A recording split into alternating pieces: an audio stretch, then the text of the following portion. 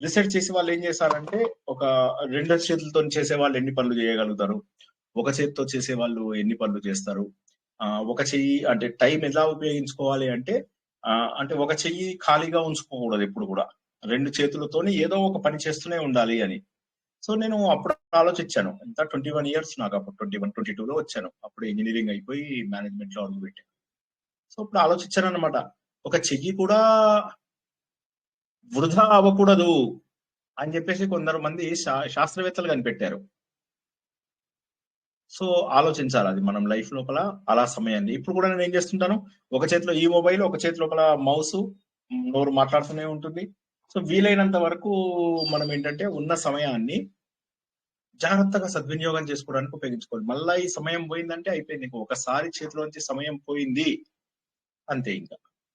ఎందుకంటే ఇప్పుడు ఒక సంస్కృత శ్లోకం ఉందన్నమాట, గాథా సప్తశతిలో అనుకుంటా. అందులోపల ఒక ఆమె భర్తతోటి కోపం ఉంటుంది ఆమెకి. అప్పుడు వాళ్ళు చెప్తారన్నమాట, ఆమె ఫ్రెండ్ ఒక ఆమె చెప్తుంది ఏమనంటే, చూడు చందమామకి ఏదైతే ఒక్కొక్క రోజు ఎదగడానికి అవకాశం ఉంది, క్షీణం అయిపోయిన తర్వాత అంటే మళ్ళీ బహుళ పక్షంలోకి వచ్చినప్పుడు పెరుగుతుంది, శుక్ల పక్షంలో ఎదుగుతుంది, బహుళ పక్షంలో క్షీణిస్తుంది. సో చందమామ క్షీణించడం అయితే మొదలవుతుంది, కానీ మళ్ళీ అది ఎదగడానికి కూడా అవకాశం ఉంది. కానీ మన జీవితం లోపల సమయం ఏదైతే ఉన్నదో ఆ సమయం నువ్వు పోగొట్టుకుంటున్నావు. మన జీవితంలో అది లేదు, మళ్ళీ ఎదిగే అవకాశం లేదు. ఒకసారి వయస్సు, శక్తి ఇవన్నీ కనుక మన శరీరం నుంచి వెళ్ళిపోయినాయి అంటే మళ్ళీ అవి తెచ్చుకునేటటువంటి అవకాశం లేదు అని చెప్పేసి చెప్తుంది అన్నమాట. సో అట్లాగా, సో దాన్ని బట్టి మనం ఏంటంటే మనం కూడా ఆలోచించుకోగలగాలి, ఏంటంటే మనం ఎంత సమయాన్ని మన కోసం కేటాయించుకోగలుగుతున్నాం. నేను ఇందాక చెప్పినట్టుగా 2 చేతుల సమయాన్నే మనం అంత బాగా ఉపయోగించుకోవాలి అంటే ప్రతి నిమిషం ఆలోచించాలి, ఈ సేమ్ పని నేను ఎంతసేపట్లో చేయాలి. రోజు నేను స్నానం చేసి వస్తున్నాను, ఎన్ని గంటలు తీసుకుంటున్నాను, 3 గంటల, 4 గంటల, 7-8 గంటల.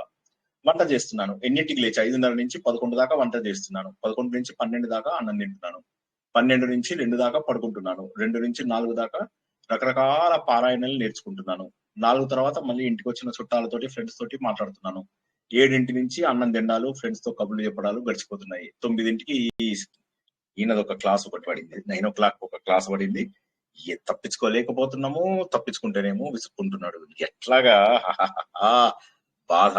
9 నుంచి నిద్ర వస్తూ ఉంటుంది, ఏదో సగం విని సగం వినక, మళ్ళా అయిందంటే ఇంకా రెండోసారి కూడా వినమంటున్నాడు. మొదటిసారి మేము సగం వింటాం, మళ్ళా రెండోసారి కూడా వినాలంటే ఏంటి అసలు. సో ఇంత కష్టం అయిపోతుంది చూడండి జీవితం. ఒక్కసారి ఆలోచించాలి, ఏంటంటే సమయాన్ని ఏ విధంగా మనం సద్వినియోగం చేసుకోగలుగుతాం. దొరికిన ఒకే ఒక జన్మ, అందులోపల ఈ జన్మలో కూడా చాలా వయసు వెళ్ళిపోయింది. ఇప్పుడు మనకి ఎవరికైనా సరే 45 ఏళ్ళు అయిపోయింది అంటే చరమాంకంలోకి వచ్చినట్టే లెక్క. 20లో ఉన్నారు అంటే పర్వాలేదు, మీరు ద్వితీయాంకంలో ఉన్నారు, మంచిగా ఎంజాయ్ చేసే వయసు. ప్రథమాంకంలో ఉన్నప్పుడు పర్వాలేదు, కాలేజు, స్కూలు, ధర్మం నేర్చుకునేది. కానీ ఎప్పుడైతే ఈ అంకంలోకి వచ్చేసారో ఇంక అయిపోయింది. ఇంకా ఇది పోయే వయసే గానీ ఇది వచ్చే వయసు కాదు. సో అది గుర్తుంచుకోవాలి అందరూ కూడా. అంతరాయ తిమిరోపశాంతయే శాంత పావనమచించ వైభవం తం నరం వపుషి కుంజరం ముఖే మన్మహే కిమపి తుందిలం మహః వసుదేవసుతం దేవం కంసచాణూరమర్ధనం దేవకీ పరమానందం కృష్ణం వందే జగద్గురుం శ్రీకృష్ణం వందే జగద్గురుం. భగవద్బంధువులకు, ఆత్మస్వరూపులకు, సత్యాన్వేషులకు భాగవత తత్వ విశేషాలలోకి స్వాగతం, సుస్వాగతం. 8వ రోజులోకి ప్రవేశించాం. భాగవతం అంతా కూడా భగవంతుడి యొక్క తత్వాన్ని తెలియజేస్తూ ఉంటుంది. అయితే వివిధ ప్లేసెస్ లో అవి వివిధ రకాలుగా భగవంతుడిని వర్ణించడం అంటూ జరిగింది. అది మనము అర్థం చేసుకోవడానికి ప్రయత్నం చేశాం. ఈ వారం రోజుల పాటు భక్తి అనే దాంట్లోపల ఎంత గొప్పగా మనం భగవంతుడికి దగ్గర అవ్వచ్చు, శరణాగతి, మధుర భక్తి, విరహ భక్తి, ఆత్మ నివేదన, ఇంద్రియ నిగ్రహము, యోగము, ఇలా ఎన్నో పద్ధతుల ద్వారా భగవంతుడికి దగ్గర అవడం అనేటటువంటి విషయాన్ని నేర్చుకున్నాం. మరి భగవంతుడు ఎన్ని రకాలు, భగవంతుడు కూడా ఎన్ని రకాలు, భాగవతం ప్రకారం భగవంతుడు ఎన్ని రకాలని చెప్తున్నాడు. ఆయన శుకబ్రహ్మ ఎన్ని రకాలని చెప్తున్నాడు. శుకబ్రహ్మ ఒరిజినల్ గా చూసినట్లయితే ఆయన నిరాకారాన్ని పూజించేటటువంటి వ్యక్తి. కానీ ఆయన దీన్ని ఏ రకంగా ఇష్టపడుతున్నాడు? భగవంతుడి యొక్క రూపాలను, భగవంతుడి యొక్క ప్రార్థనను, భగవంతుడి యొక్క పూజలని ఆయన ఎలా ఇష్టపడుతున్నాడు? ఏమి ఉన్నాయి వాటి లోపల అని మనకు ఆయన తెలియజేస్తున్నాడు. ఈ విషయాల్ని కనుక ఒకసారి మనం తెలుసుకోవడానికి ప్రయత్నం చేస్తే భగవంతుణ్ణి ఎస్పెషల్లీ అంటే భాగవతం ప్రకారంగా మామూలుగా మనం అందరికి ఆల్రెడీ మనము లలిత సహస్రనామం జ్ఞాపకం ఉంది కదా. లలిత సహస్రనామంలో 5 రకాల భగవంతులను తెలుసుకున్నాం మనం.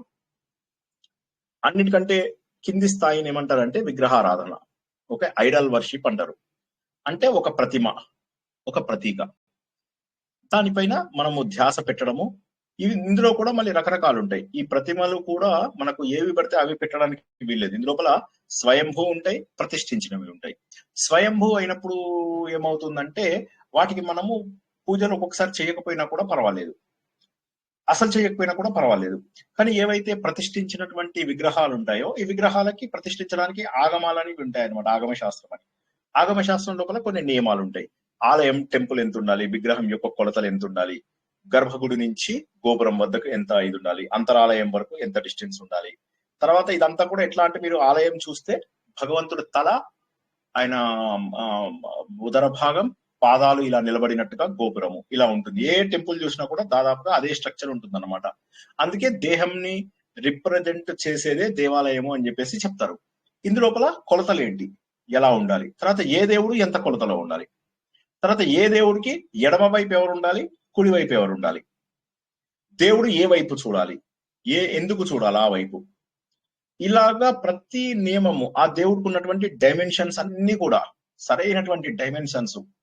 తర్వాత ఏ మెటీరియల్ తో తయారు చేయాలి, ఏ మెటీరియల్ అంటే ఒకసారి మల్టిపుల్ మెటీరియల్ ఉండొచ్చు కాబట్టి ఏ మెటీరియల్స్ తో భగవంతుణ్ణి తయారు చేయాలి, ఇవన్నీ కూడా ఆగమ శాస్త్ర నియమాల ప్రకారము తయారు చేస్తారు. చేసిన తర్వాత ఏం చేస్తారు, ప్రకృతిలో ఉన్నటువంటి శక్తిని అంతా కూడా అక్కడ నిక్షిప్తం చేయాలి. ప్రకృతి అంటే ఇప్పుడు మనకు భగవంతుడు ఎలా కనిపిస్తాడు, ప్రకృతి రూపంలోనే కనిపిస్తాడు. అర్థం కాని ఆపేయండి, నన్ను ఎక్కడ ఆపేసినా సరే. ప్రకృతి రూపంలో కనిపించడం అంటే ఏంటి, భగవంతుడు దర్శనము అవ్యక్తమైతే మనకు కనిపించడు. భగవంతుడు దర్శనం వ్యక్తము అంటే ప్రతి చోట కూడా భగవంతుడు ఉన్నట్టే లెక్క. సృష్టి మొత్తం భగవంతుడు ఉన్నట్టే లెక్క. అంటే ఈ పంచభూతాలలో ఉన్నటువంటి విషయాలన్నింటినీ తీసుకొచ్చి ఒక దగ్గర నిక్షిప్తం చేస్తారు. అంటే పంచభూతాలలో ఉన్న శక్తిని అంతా ఒక దగ్గర పెడతారు. పెట్టేసి ఏం చేస్తారు, అందులోపల మీరు మనస్సుతోని చేసినటువంటి ఇది మంత్రాలు అంటే ఆకాశతత్వము, తర్వాత వాయుతత్వము, తర్వాత నీటి తత్వము, యజ్ఞం చేసినటువంటి తత్వము, తర్వాత పంచభూతాలు, పంచలోహాలతోని పెట్టినవి, తర్వాత నవరత్నాలు, నవధాన్యాలు, ఇవన్నీ కూడా ప్రతిష్ఠించి వీటన్నిటిపైన ఇందాక చెప్పిన ఆగమ నియమాల ప్రకారం ఎలా అయితే దేవుడు ఉండాలో అలా పెట్టేసేసి దాన్ని మళ్ళీ ఒక క్లోజ్డ్ కంటైనర్ లో పెడతారు, క్లోజ్డ్ సర్ఫేస్ లో. అందుకే మనకేంటంటే ఈ షిరిడి సాయిబాబా అలాంటి విగ్రహాలు వదిలేసి మీరు మిగతా వాటిలో చూస్తే క్లోజ్డ్ సర్ఫేసే ఎక్కువ ఉంటుంది. దేవుడు ఉన్నటువంటి ఆలయం ఏదైతే ఉంటుందో అది క్లోజ్డ్ ఉంటుంది. అక్కడ నుంచి వచ్చినటువంటి తరంగాలను మీరు తీసుకునే వెళ్తారు. అంటే అది మనకు బయట నుంచి వచ్చిన తరంగాలను తీసుకుంటుంది, ఆ శక్తిని అంతా కూడా మనకు ఈక్వల్ గా డిస్ట్రిబ్యూట్ చేస్తుంది. ఎక్కువ మంది వచ్చినట్టయితే ఇప్పుడు 100 రూపాయలు ఉన్నాయనుకో నా దగ్గర, 10 మందికి పంచాలంటే 10 రూపాయలు పంచితే చాలు. అదే 100 మందికి పంచాలంటే ఒక్కొక్క రూపాయి. సో ఎక్కువ మంది వచ్చారు అంటే అక్కడ శక్తి తగ్గిపోతుంది. అప్పుడు ఏం చేయాలంటే ఆ ఆలయానికి మరింత వాళ్ళు ఎక్కువ శక్తి వచ్చేలాగా చేయాలి. ఏ విధంగానైతే పూర్వకాలంలో మనకు యాంటీనా దేవుడి యొక్క శక్తిని గుంజుకునేదో ఆ విధంగా ఈ రోజుల లోపల మనకు ఆలయాలు దేవుడి యొక్క శక్తిని గుంజుకునేవి. సో ఈ విధంగా ప్రతిష్ఠించినటువంటి వాటికి ప్రతిరోజు కూడా పూజలు అవి ఇవి చేయాలన్నమాట. ఈ పూజలన్నీ చేయడానికి చాలా పద్ధతులు ఉన్నాయి. అవి చెప్పే ముందు ఇది ఇంతవరకు అర్థం కాని వాళ్ళు ఎవరైనా ఒకసారి అడగండి.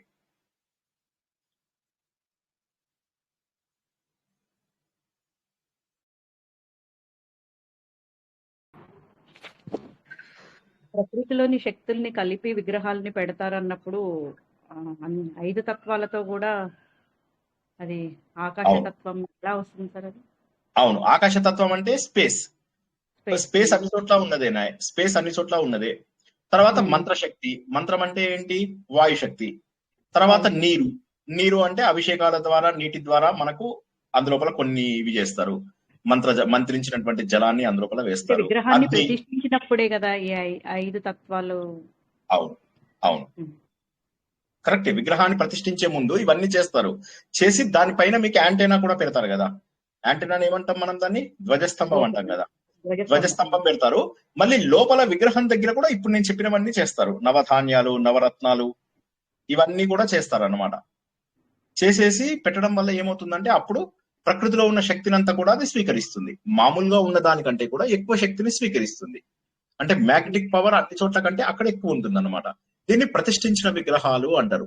ఇది కాకుండా స్వయంభూ విగ్రహాలు ఉంటాయి. వాటికి పూజలు అవి పెద్దగా అవసరం లేదు, ఎందుకంటే వాటికి ఆటోమేటిక్ గా శక్తి ఉంటుంది అని చెప్పేసి అంటారు. ఇప్పుడు ఉదాహరణకు ఒక పర్వతం ఉందనుకోండి, పర్వతం మీద ఎక్కువ వైబ్రేషన్స్ మీకు ఉంటాయి ఆటోమేటిక్ గా. సో పర్వతం అనేది ఒక విగ్రహంతో సమానమే మీకు, ఎందుకంటే అది ఆటోమేటిక్ గా మీకు వైబ్రేషన్స్ ఇచ్చే ప్లేస్. అదే విధంగా మీరు ఒక నది దగ్గరికి వెళ్ళారు, ఒక అరణ్యం దగ్గరికి వెళ్ళారు, వెళ్తే ఇవన్నీ కూడా మీకు ప్రత్యేక శక్తులని మీకు ఖచ్చితంగా ఇచ్చేవి.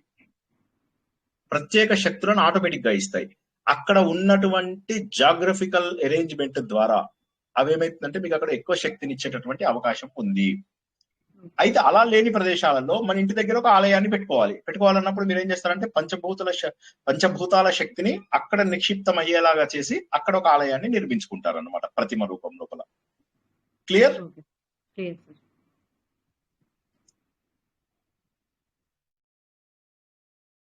ఇంటి దగ్గర ఎలా చేస్తామండి? ఇంటి దగ్గర ఆలయం ఎలా ఉంటుంది సార్? తిరుపతి వెంకటేశ్వర స్వామిది కూడా స్వయంభూ దేవాలయం సార్. చెప్పండి. ఇంటి దగ్గర ఆలయం వస్తుంది సార్. ఇంటి దగ్గర మీ కాలనీలో మీరు ఆలయం పెట్టుకుంటారు కదా, దాని గురించి. ఇంట్లోనేమో అనుకుంటున్నాం. ఇంట్లో కూడా పెట్టుకుంటాం కానీ ఇంట్లోపల అంత ప్రతిష్ఠించినవి ఎక్కువ ఇది ఉండదు కదా. అందుకంటే ఇంట్లో పూజ కంటే ఆలయంలో పూజ గొప్పది అని చెప్పేసి అంటారు కదా. ఓకేనా? క్లియరా? ముందుకెళ్ళిపోనా? సో మనం నమస్తే మేడం. ఇప్పుడు నేను ఈషా ఫౌండేషన్ కి వెళ్ళినప్పుడు వాళ్ళేమో పంచభూత ఆరాధన అని ఒకటి చేయించారండి. అదేంటంటే ఒక చిన్న చెంబులాంటి తెచ్చి దాంట్లో నీళ్లు, పక్కన ఒక చిన్న బరిన్లా ఉంది, దాంట్లో కర్పూరం, ఆ పక్క దాంట్లోనేమొచ్చి మట్టి ఇచ్చారన్నమాట. అది రోజు చేసుకోమన్నారు. ఆ కర్పూరంతో వెలిగించుకోమన్నారు. అది మీరు చెప్పినట్టు అగ్ని అని. నాకు నీరు సరే, మట్టి సరే, ఈ వాయువును ఇది ఎలా వస్తుందండి? అందుకే మీరు మన హిందూ ధర్మంలో చెప్పిన పద్ధతుల ప్రకారం వెళ్తే బెటర్ కదా. మీరు మనము ఇప్పుడు ఇది 10 రోజులుగా మనం తెలుసుకుంటున్నదల్లా కూడా కల్చరా కల్ట్ కావాలా అని చెప్పేసి. Just 1 second. Both of them are you can go out and sorry about అందరికి. మీరు చెప్పిన దాని ప్రకారం మనము ఒక 10 రోజులుగా ఈ ప్రవచనాలు పెట్టుకోవడానికి కారణము ఏంటంటే కల్చరా లేకపోతే కల్టా? కల్చర్ అంటే ఏంటంటే, కల్చర్ కావాలి అంటే హిందూ సంస్కృతి, కల్ట్ కావాలి అంటే మనం ఏదో ఒక గ్రూప్ లోపల జాయిన్ అవుతే వాళ్ళు చెప్పిన పద్ధతులను ఫాలో అవడం. ఓకే. అయితే అక్కడ ఏమవుతుందంటే మీకు ఒక పద్ధతికి అలవాటు చేస్తారు. ఇది తప్ప ఒప్ప అనేది మీకు ఆలోచించుకునే శక్తి ఉండదు అక్కడ. వాళ్ళు చెప్పినది నమ్మకంతో పాటించడమే. ఒకటేమో నమ్మకము, మరొకటేమో శాస్త్రీయ విధి విధానాలు. హిందూ ధర్మము శాస్త్రీయ విధి విధానాలతో ఎక్కువగా చేయబడినటువంటి ధర్మం. కాబట్టి ఏంటంటే ఇప్పుడు మీరు ఆలయానికి వెళ్తే మీరు వాళ్ళు చెప్పిన దానికంటే ఎక్కువ ఫలితాన్ని పొందగలుగుతారు. ప్రాథమిక స్థాయిలో ఆలయానికి వెళ్ళడం అనేటటువంటిది చాలా గొప్పనైనటువంటి పని. ఆలయానికి వెళ్ళడం అనేటటువంటిది చాలా గొప్ప పని. మీరు ఎవరికి ఏ ఫౌండేషన్స్ కి వాటికి వెళ్ళొద్దు, మీరు డబ్బులు అర్పించుకోవద్దు, కొత్త కోర్సులలో జాయిన్ అవ్వద్దు, ఏమి చేయకండి. హ్యాపీగా ఇంట్లో కూర్చొని భగవంతుడి దగ్గర భక్తిగా ఉండండి. గోపికలు ఎక్కడికి వెళ్ళారు? మనం ఇన్ని వారం రోజులుగా తెలుసుకుంటున్నది, మనం మధ్య లోపల మన ప్రవచనాలన్నిటికీ కూడా బ్రేక్ ఇచ్చింది ఏంటంటే మనకు సంస్కృతి కావాలా లేకపోతే సమూహాలు కావాలా? సంస్కృతి కావాలి అన్నప్పుడు మాత్రమే మనకు ఇప్పుడు మనం చెబుతున్నవన్నీ కూడా అప్లికేబుల్ అవుతాయి. ముందు మనం ఏం చేస్తున్నామంటే హోలిస్టిక్ వ్యూ, మీకు కంప్లీట్ గా మీకు ఒక మంచి ఒక పద్ధతిని చూపిస్తున్నాం. నచ్చిన పద్ధతిని మీరు ఎన్నుకోవచ్చు. విగ్రహారాధన అనేది తక్కువ స్థాయి పద్ధతి అయినప్పటికీ కూడా అది హిందూ ధర్మంలో మనకు భగవంతుడు అందించినటువంటి పద్ధతి. ఇది ఇప్పుడు నేను చెప్తున్నదంతా కూడా లలిత సహస్రనామం ప్రకారం. భాగవతంలో కూడా ఉంది. భాగవతంలో ఏమంటారో తెలుసుకుందాం. 1-2 నిమిషాలలో భాగవతంలోకి వెళ్ళిపోదాం. ఇది ఎందుకంటే డీవియేషన్ వచ్చింది కాబట్టి మనకు ఒక 10 నిమిషాల ఎక్స్టెన్షన్. అందరికి అర్థమవుతుందా లేకపోతే ఎక్కడ గొంగలు అక్కడే ఉందా? అర్థం కాని వాళ్ళు ఒకసారి అడగండి. మొహమాట పడద్దు, అస్సలు మొహమాట పడద్దు. జయ గురుదత్త సార్. జయ గురుదత్త. ప్రతిష్ఠించిన లింగానికి స్వయంభూ లింగానికి ఏది ముఖ్యమైంది? ముఖ్యం అంటే నాకు అర్థం కాలే. రెండు అంటే గొప్పవే. మీకు ఏంటంటే ప్రతిష్ఠించిన దానికి ఏమైతుందంటే పద్ధతులు బాగా పాటించాలి. ప్రతిష్ఠించకుండా స్వయంభూ అయితే పద్ధతులు కొద్దిగా తక్కువ పాటించినా కూడా పర్వాలేదు. అవన్నీ సాంప్రదాయాలు అంటారు. ఆ సాంప్రదాయాల గురించి తెలుసుకుందాం. ఒక 2 నిమిషాల్లో సాంప్రదాయాల గురించి తెలుసుకుందాం. ఇదైనా మంచిదే, అదైనా మంచిదే. Okay sir, thank you sir. నమస్కారం అండి. థ్యాంక్స్ అండి. Thank you. నమస్తే మేడం. ఇంకెవరికైనా ప్రశ్నలు ఉన్నాయా? మొహమాటం పడద్దు. మీరు ఇది అడిగితే అందరి ముందు ఇదైతుంది అట్లా అనుకోవద్దు. మీరు అడగాలి, మొహమాటం లేకుండా అడగాలి. ఎందుకంటే ఇప్పుడు మనము అయిపోయింది, ఇంకొక రోజులోకి వచ్చాం. శ్రీకృష్ణ సార్. జై శ్రీకృష్ణ మేడం. సార్, ఇప్పుడు తిరుమలలో మీరు అన్నారు స్వయంభూ అని, మరి అక్కడ ధ్వజస్తంభం ముందు అన్ని పూజలు చాలా సంప్రదాయంగా చేస్తారు కదా సార్, మరి అది అంటే అన్ని ఉన్నాయి కదా, అయినా కానీ ఎందుకు చేయడము అన్నట్టుగా? అంటే చెయ్యకూడదని చెప్పలేదు నేను ఒకవేళ చెయ్యకపోయినా కూడా స్వయంభూ విగ్రహాలకు పర్వాలేదు అన్నాను అంతే. అదిగాక వాళ్ళు చేసేది వైఖాసన ఆగమం ప్రకారం చేస్తారు వాళ్ళు. వైఖాసనము అంటే ఏంటంటే ఒక 2 నిమిషాల్లో వైఖాసనం చెప్పుకుందాం, సరేనా? వైఖాసనము పాంచరాత్రం గురించి ఒక 2-3 నిమిషాలలో చెప్పుకుంటే మీకు అర్థమవుతుంది. అక్కడ నేను ఎప్పుడు కూడా చెయ్యకూడదు స్వయంభూకు అనలేదు, చెయ్యకపోయినా కూడా పర్వాలేదు అని అంటున్నాను.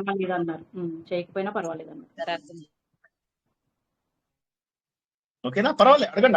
అట్లానే అడగండి. మీకు అర్థం కాని అడగండి, ఏం పర్వాలా, మొహమాటం లేకుండా అడగాలి. సో అందరికి అర్థమైందని ఆశించనా? ముందుకెళ్ళిపోతా. సో మొదటిది ఏంటమ్మా? ఒక చిన్న డౌట్ సార్. అడగమ్మా. ఇప్పుడు పల్లెటూర్లలో చాలా గుళ్ళలో పూజలు జరగట్లేదు, అది ఊరికి మంచిది కాదంటారు. ఊరికి మంచిది కాదంటారు, నిజమేనా? అట్లా ఊరితోనేం సంబంధం లేదు. పూజలు చేయకపోతే మీకు ఏం ఫలితం ఉండదు, అంతే. అంతేనా? అదే మా ఊర్లో అది ఇప్పుడు ఇంట్లోపల మనం ఇవి పెట్టుకుంటాం, పటాలు పెట్టుకుంటాం. పటాలకు ఏం విలువ ఉంటుంది? అది కేవలం ఒక గుర్తు మాత్రమే. ఇప్పుడు నేను కదా సార్, అక్కడ పటాలు పెట్టుకున్నా ఏది పెట్టుకున్నా మన భావన మాత్రం పూజనే కదా. అంతే, ఇంట్లో చేసేది భావన పూజనే. అది మీకు సాంప్రదాయ పూజ కాదు. ఇంట్లో చేసేది సాంప్రదాయ పూజ కాదు. ఇంట్లోపల మనం ప్రతిష్ఠించి, సరే ఒక 2 నిమిషాలు ప్రతిష్ఠన గురించి మనం పాటించాల సాంప్రదాయాల గురించి చెప్తే బహుశా మీకు డౌట్స్ తీరిపోతాయేమో చూద్దాం. ఒక విగ్రహాన్ని పెట్టా నేను ప్రతిష్ఠించాను కాబట్టి పద్ధతి ప్రకారము ప్రతిష్ఠించాలి. మనకు ఆగమ శాస్త్ర నియమాల ప్రకారము ప్రతిష్ఠించాలి. తర్వాత దానికి పూజ ఎలా చేయాలి, ఎటువంటి వాళ్ళు నీళ్లు తీసుకురావాలి, ఎవరు దానిపైన అభిషేకం చేయాలి, ఏ మంత్రం ఏ సమయంలో చేయాలి, భగవంతుడికి ఏ కైంకర్యాలు అర్పించాలి. ఓకేనా? ఇవన్నిటినీ కూడా సాంప్రదాయాలు అంటారు. ఓకేనా? అర్థమైందా కాలేదా? ఫస్ట్ ఎస్ నో ఆల్రెడీ ఏదో ఒకటి చెప్పండి. ఇది సాంప్రదాయం అంటారు. ఈ సాంప్రదాయం అనేటటువంటిది ఏదైతే ఉన్నదో మనం ఇంట్లోపల ఏం చేస్తాము? ఇంట్లోపల ప్రతిష్ఠించం. ఇంట్లోపల మనం ఏం చేస్తాము? మనము అందుకోసం మనం ఏం చేస్తాము? ఇంట్లోపల మనం టెంపరీగా మన నిత్య పూజ అంటే ఎలా జరగాలో నేను చెప్తున్నాను చూడండి. ఎవడు ఏమన్నా చెప్తే మీరు అవన్నీ కొద్దిసేపు ఇగ్నోర్ చేసేయండి. జస్ట్ ఏమంటారు, బుర్రలోంచి గుద్దేసేయండి. మీరు ఆ సినిమా, అదేం సినిమా, శంకరాభరణంలో అంటాడు కదా వాడు, అవన్నీ మర్చిపోండి. ఫస్ట్ ఒక్కటేంటంటే ఇంట్లోపల పూజ చేసేటప్పుడు ఏం చేస్తాం? మనము భగవంతుని ఆహ్వానిస్తాము. ఒక పసుపులోకో దేంట్లోకో మనం ఒక చిన్న దీన్ని పెట్టి దాన్ని పవిత్రంగా పెట్టి, పసుపు వినాయకుడు, పసుపు దేవుడు ఏదో పెట్టి దాన్ని విగ్రహంగా మనము పెట్టుకొని ఆరాధించి అందులోకి ఆహ్వానిస్తాం. భగవంతుని ఆహ్వానించి దానికి మనం 16 పూజలు చేస్తాం, 16 ఉపచారాలు చేస్తాము. ఉపచారాలు చేసి షోడశ ఉపచారాలు, ఆ 16 ఉపచారాలు చేసిన తర్వాత మళ్ళీ ఏం చేస్తాము? ఆ భగవంతుని అక్కడి నుంచి ఉద్యాపన చెప్పేసి పంపించేస్తాం. ఇది ఇంట్లోపల చేయవలసినటువంటి పద్ధతి. ఓకే? సో అయితే ఇప్పుడు మీరు ఇది పెట్టుకొని ఇంకా రోజు గంటలు, సార్ ఏం సార్ మాకు అసలే టైం లేదు, ఈ గోడతోటే నేను ఇవన్నీ చెప్పను. ఓకే? చేసేవాళ్ళు చేయండి, లేకపోతే వదిలేయండి. బట్ పద్ధతి అంటే అది. అంతేగాని దవదవ దేవుడి ముందు కూర్చొని హడావిడి మంత్రాలు చదివి చేయకపోయినా ఓకే, దాని బదులు చేయకపోయినా కూడా ఏం పర్వాలేదు. చేస్తే కరెక్ట్ గా పద్ధతి ప్రకారం చెప్పమ్మా. 16 షోడశోపచారాలంటే షోడశోపచారాలంటే ఆసనం సమర్పయామి, హస్తయో అర్ఘ్యం, పాదయో పాద్యం సమర్పయామి, శుద్ధ ఆచమనీయం సమర్పయామి, సువర్ణ ఖచ్చిత సింహాసనం సమర్పయామి, గంధం సమర్పయామి, యజ్ఞోపవీతం సమర్పయామి. ఇవన్నీ ఏవైతే చదవాలా సార్? రోజున చదవాలండి అవి. కరెక్ట్. సార్ దేవుడు ఇది లేకపోతే ఇంట్లో అయితే అలా చెయ్యాలా సార్?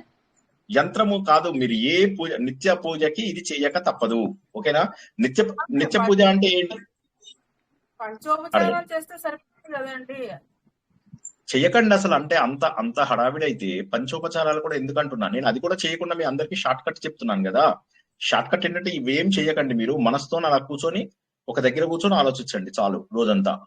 మీకు ఆ ఇప్పుడు 16 బదులు 5 చేస్తామంటే అసలు 5 కూడా చెయ్యొద్దని చెప్తున్నా కదా నేను. ఇంకా సింప్లిఫైడ్ మెథడ్ చెప్తున్నా.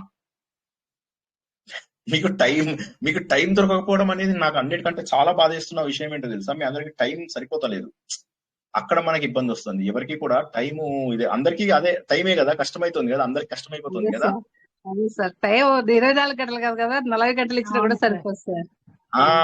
అది బాగా పనులలో ఉన్నాం కదా, రోజంతా ఎన్నో పనులు చేస్తూ అలిసి సొలిసి కలిసి కష్టపడిపోయి చేస్తున్నాం. రాత్రి వరకు మనకు పొద్దున్న 6 నుంచి రాత్రి 10-11 వరకు దారుణంగా అలసిపోతున్నాం. కాబట్టి ఏది చేయడానికి మనకు టైం ఉండదు. చదువుకోవడానికి టైం ఉండదు, పూజలు చేయడానికి టైం ఉండదు, ఇవి చేయడానికి టైం ఉండదు.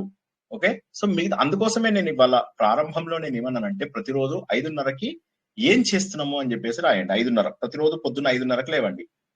అట్లా అని చెప్పి 5:30కే లేవద్దు. మీకు ఎప్పుడు మెలకు వస్తే అప్పుడు లేవండి. 7ంటికి మెలకు వస్తే 7ంటికే లేవండి, ఏం పర్వాలేదు. బ్రహ్మ ముహూర్తంలో నేను లేవాలని ఏం లేదు. మీకు ఎప్పుడు మెలకు వస్తే అప్పుడు లేవండి. 7ంటికి లేచారు ఫర్ ఎగ్జాంపుల్, లేవండి. 7 నుంచి ప్రతి అరగంటకు ఏమేం చేశారు అనేది రాయండి. 7 నుంచి 7:30 వరకు మీకు టైం పాస్ ఎట్లా అయింది? సార్ టీవీ చూసాం సార్. వెరీ గుడ్, దొరికిపోయారు. అట్లా రాయండి. రాసి నాకు పంపించండి, నేను రివ్యూ చేసి మీకు మార్కులు వేసి పంపిస్తాను. దీని లోపల చాలా మందికి ఎన్ని మార్కులు వస్తాయో అది అయిన తర్వాత చూద్దాం. మీరు పొద్దున 7 నుంచి రాత్రి 10 వరకు మీరు అందరూ కూడా ఒకసారి మీ డైలీ స్కెడ్యూల్ చేసి నాకు పంపించండి, ఎన్ని మార్కులు వస్తాయో. మార్నింగ్ 5:30కి లేవగానే యోగా ఆసనాలు స్టార్ట్ సార్. మీరు నాకు చెప్పకండి, మీరు రాసి పంపించండి, నేను మార్కులు వేసి పంపిస్తానంటున్నా. ఎవరికి ఎక్కువ మార్కులు వస్తాయో వాళ్ళు నా తర్వాత వాళ్ళే ప్రవచనాలు చెప్పాలి. ప్రవచనాలు చెప్పడం ఎలా అనేది ఒక క్లాస్ తీసుకుంటున్నాను సోమవారం నాడు. సో ఆ రోజు నాడు ఏ సబ్జెక్ట్ పైనైనా ప్రవచనం చెప్పడం ఎలా అనేది ఆ రోజు మనము సోమవారం నాడు ఉంటుంది అనమాట, ప్రత్యేకమైన క్లాసు. సో 9 to 10 9 to 10 ఒక మాట ఆ రోజు చెప్పుకుంటాం. అసలు ఎలా చెప్పాలి, ఏ టాపిక్ మీద అయినా ఎలా మాట్లాడాలి అనేటటువంటిది చెప్పుకుంటాం. ఓకేనా? సో సోమవారం కానీ మంగళవారం కానీ నేను చెప్తాను, ఏ రోజు ఉందో నేను చెప్తాను, ముందే చెప్తాను. నాది ఒకటి కాదు 10 రిమైండర్లు పెడతాను నేను జనరల్లీ. ఎనీవే, మీకు ఇప్పుడు ఫస్ట్ మెథడ్ ఏంటంటే క్రియా పద్ధతి మీరు చెయ్యాలి అంటే షోడశోపచారాలతో భగవంతుణ్ణి మంచిగా స్నానం చేసి మడితో ప్రశాంతమైనటువంటి నీళ్లు కూడా పవిత్రమైన నీళ్లు పట్టుకొని ప్రశాంతంగా దేవుడి దగ్గర కూర్చొని దేవుడిని ఒక వస్తువులోకి ఆహ్వానించి మన శరీరాన్ని కూడా అపవిత్ర పవిత్రోవా సర్వావస్థాంగతోపివా యస్మరేత్ పుండరీకాక్ష సబాహ్య అభ్యంతర శుచి పుండరీకాక్ష ఆచమ్యం చేసి తర్వాత సంకల్ప రూపం లోపల చెప్పి ఆ తరువాత ఏ దేవుడినైతే పూజ చేద్దామని ముందు షోడశోపచారాలు నిత్య దేవతా పూజ కరిష్యే అని చెప్పేసి ముందు అప్పుడు ఏ భగవంతుని చేస్తున్నారో ఆ భగవంతుని ఆహ్వానం నుంచి అన్ని రకాల ఉపచారాలు చేసి, అపచారాలు చేయకండి, ఉపచారాలు చేయండి. చేసిన తర్వాత పూజ అయిపోతుంది. అయిపోయిన తర్వాత ఆ మధ్య లోపల మీరు భగవంతుడికి పుష్పం ధూపం అర్చన ఇవన్నీ, ఆ అర్చన టైం లోపల మీకు ఆ దేవుడి పైన ఏదైనా స్తోత్రం, విష్ణు సహస్రనామం, లలిత సహస్రనామము, హనుమాన్ చాలీసా ఏదున్నా సరే అది మీరు అక్కడ టైం పెట్టుకొని చదవండి. అదంతా అయిపోయిన తర్వాత అప్పుడు మీరు కర్పూర నీరాజనం సమర్పయామి అని చెప్పేసి నీరాజనం ఇవ్వండి. తర్వాత చివరికి సువర్ణ మంత్ర పుష్పం సమర్పయామి తోటి ముగించండి. ముగించిన తర్వాత ఇవన్నీ ఉపచారాలు చేయండి. అపచారాలు చేయకుండా ఉపచారం చక్కగా చేసి అప్పుడు మీరు ఏం చేస్తారు, అవన్నీ అయిపోయిన తర్వాత అప్పుడు ఉద్యాపన మంత్రంతో దాన్ని పక్కకి జరపండి. అనిపోయింది. దేవుణ్ణి ప్రతిష్ఠించారు, దేవుని పక్కకు తీశారు. ఆలయంలో చేసిన పూజ ఇంట్లో ఎలా చెయ్యాలి అనే దానికి చెప్పాను.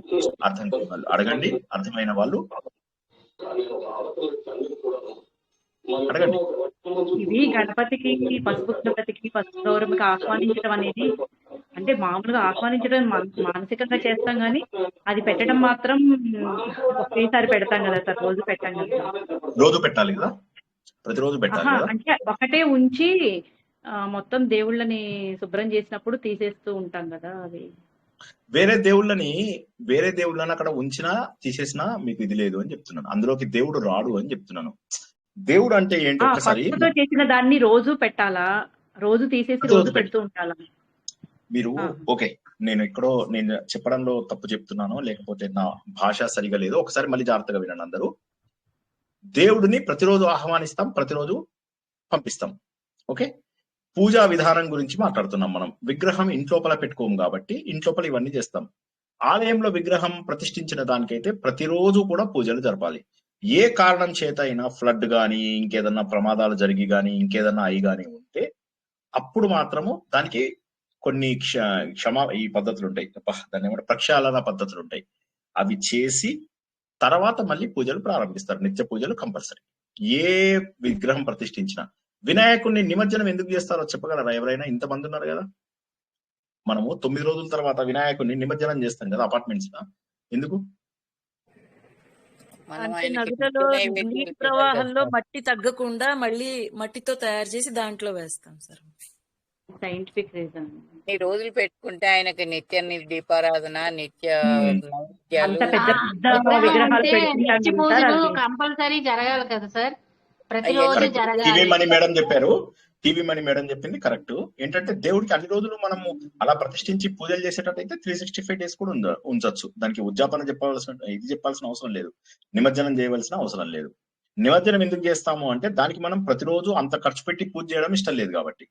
అందుకని చెప్పేసి మన ఇంట్లో ప్రతిష్ఠించినటువంటి విగ్రహం ఏదైతే, అంటే మన అపార్ట్మెంట్స్ లో ప్రతిష్ఠించినటువంటి విగ్రహం ఏదైతే ఉన్నదో ఆ విగ్రహానికి కూడా అన్ని రోజుల పాటు పూజలు చేసినప్పుడు మాత్రమే దాన్ని ఉంచుకోవాలి, లేకపోతే నిమజ్జనం చేసేయాలి.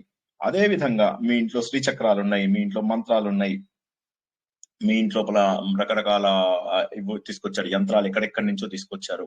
వాటన్నిటికీ కూడా కొన్ని పూజా విధానాలు ఉంటాయి. అవి చెయ్యకపోతే వాటిని ఏ నీళ్లలోనో కలిపేసేసి, ఒక నది లోపల కలిపేసేసి వదులుచుకోండి. చేయగలిగిన వారు విధి విధానాలతో ఒక్కరోజు కూడా ఆపకుండా, దేవుడు ఏమనుకుంటాడు, అందరికి లోకం ఎవడో తెలుసా? దేవుడు. అందరికి లోకం ఎవరు? అందరికి లోకం దేవుడు. దేవుడు లోకవ. ఫస్ట్ లోకం ఎవడంటే దేవుడు లోకవ. సో దానివల్ల ఏమైపోతుంది, ఆయన మాట్లాడుతూ మనకి రివెంజ్ తీర్చుకోడు కదా, అందుకని దేవుడు లోకువ. సో కాబట్టి దాని బదులు నేనేమంటానంటే మానేయమని చెప్తున్నా కదా. నేనేమంటున్నానంటే నిత్య పూజ మాకు చేయడం కష్టం అనుకున్న వాళ్ళు మానేయండి, ఆలయానికి వెళ్ళి చక్కగా దండం పెట్టుకోండి. పర్వాలేదు, 2 రోజులకు ఒకసారి ఆలయానికి వెళ్ళి దండం పెట్టుకోండి. కానీ ఇంట్లో కూర్చొని ఏదో హడావిడిగా చేసేటటువంటిది, ఏదో ఒక దీపం పెట్టేసి ఒక అగరబత్తి వెలిగించేసి ఒక ఇది చేస్తే నాకు దేవుడు ఉన్నట్టుగా కాదు. దానికి ఒక ఆహ్వాన మంత్రం ఉంటుంది. అదే విధంగా మంత్రాలు, కొంతమంది ఉపదేశాలు తీసుకుంటారు మంత్రము, దానికి అంగన్యాస, కరన్యాసం, ముద్రా సహిత, తర్వాత భగవంతుణ్ణి మనము దిగ్బంధం చేసేది, విమోకం చేసేవి మంత్రాలు ఉంటాయి. అవన్నీ చేసిన తర్వాతనే మీకు ఉపదేశం చేసినటువంటి మంత్రాలు చదవాలి. చాలా మంది ఏం చేస్తారు, ఉపదేశం ఇచ్చేస్తారు, అమ్మ వీడు నా గురువు అంటారు, ఆ మంత్రాన్ని ఎక్కడ పడితే అక్కడ చేసేస్తారు. అంటే ఇదంతా ఏంటంటే అమాయకత్వం.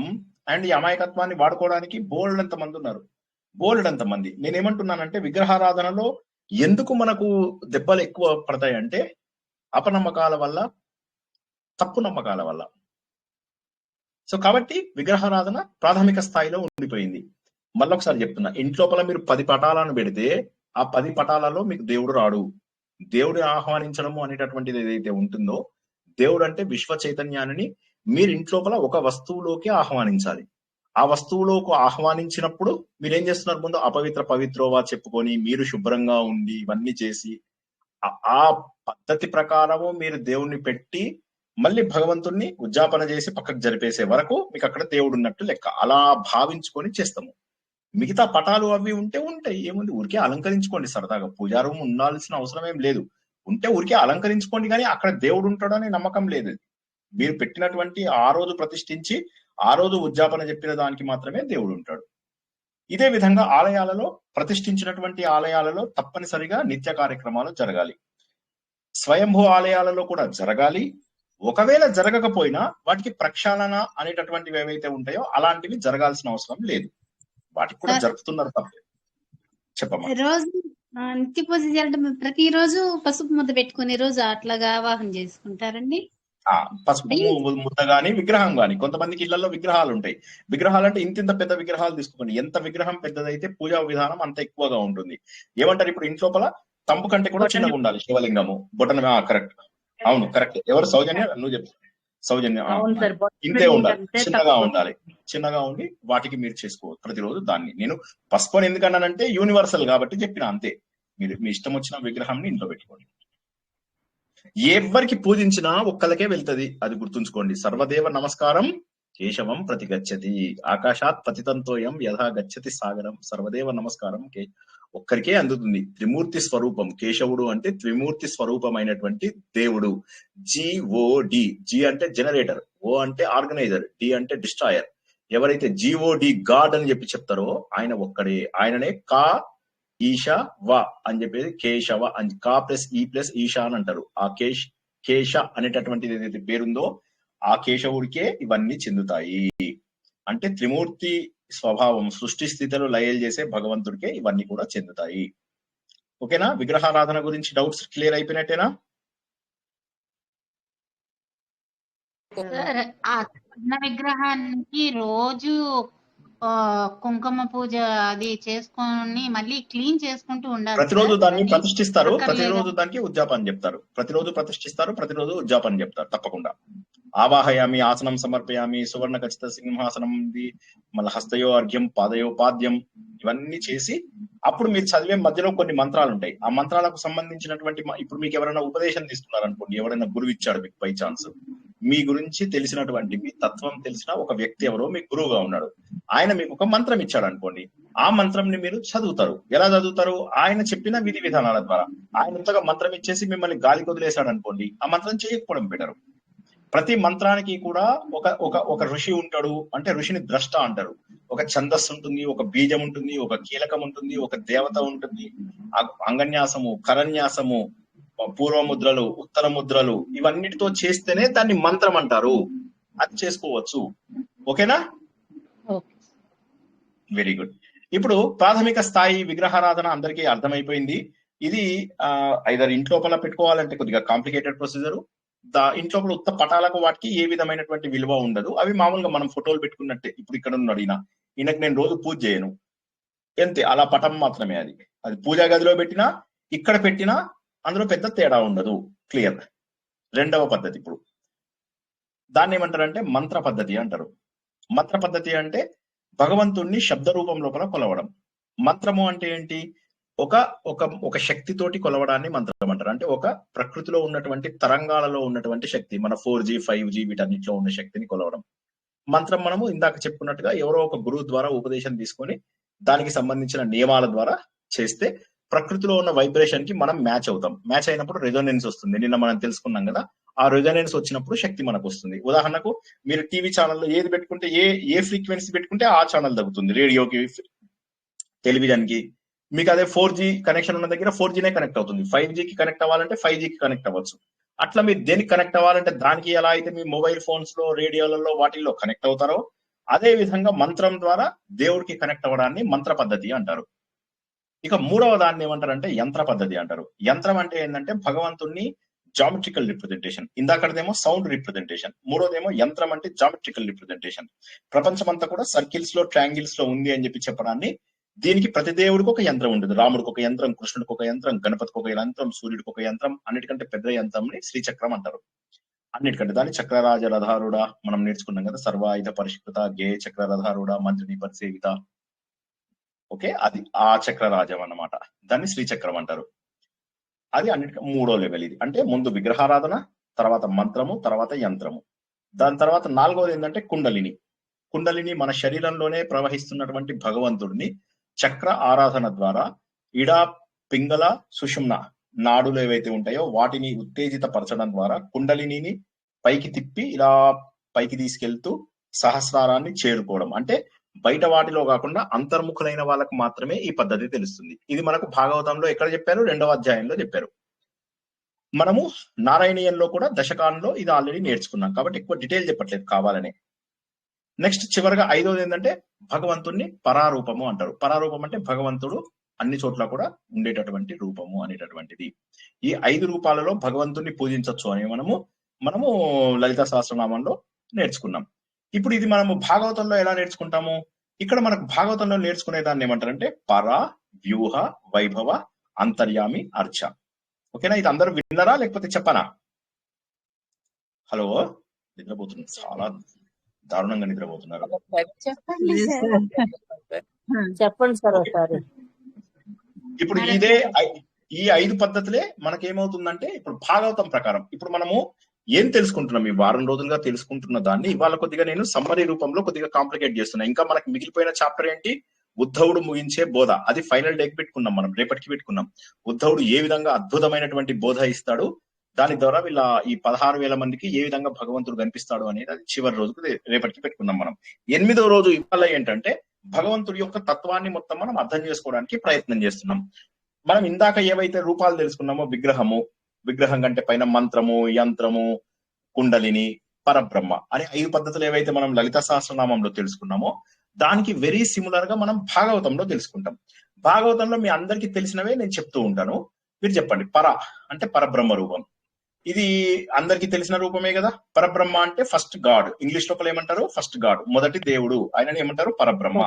పరబ్రహ్మ భాగవతంలో శ్రీకృష్ణుడు, శివ పురాణం లోపల శివుడు, అమ్మవారి పురాణం లోపల అమ్మవారు, సూర్య పురాణం లోపల సూర్యుడు, గణపతి పురాణం లోపల ఫస్ట్ పుట్టింది గణపతి.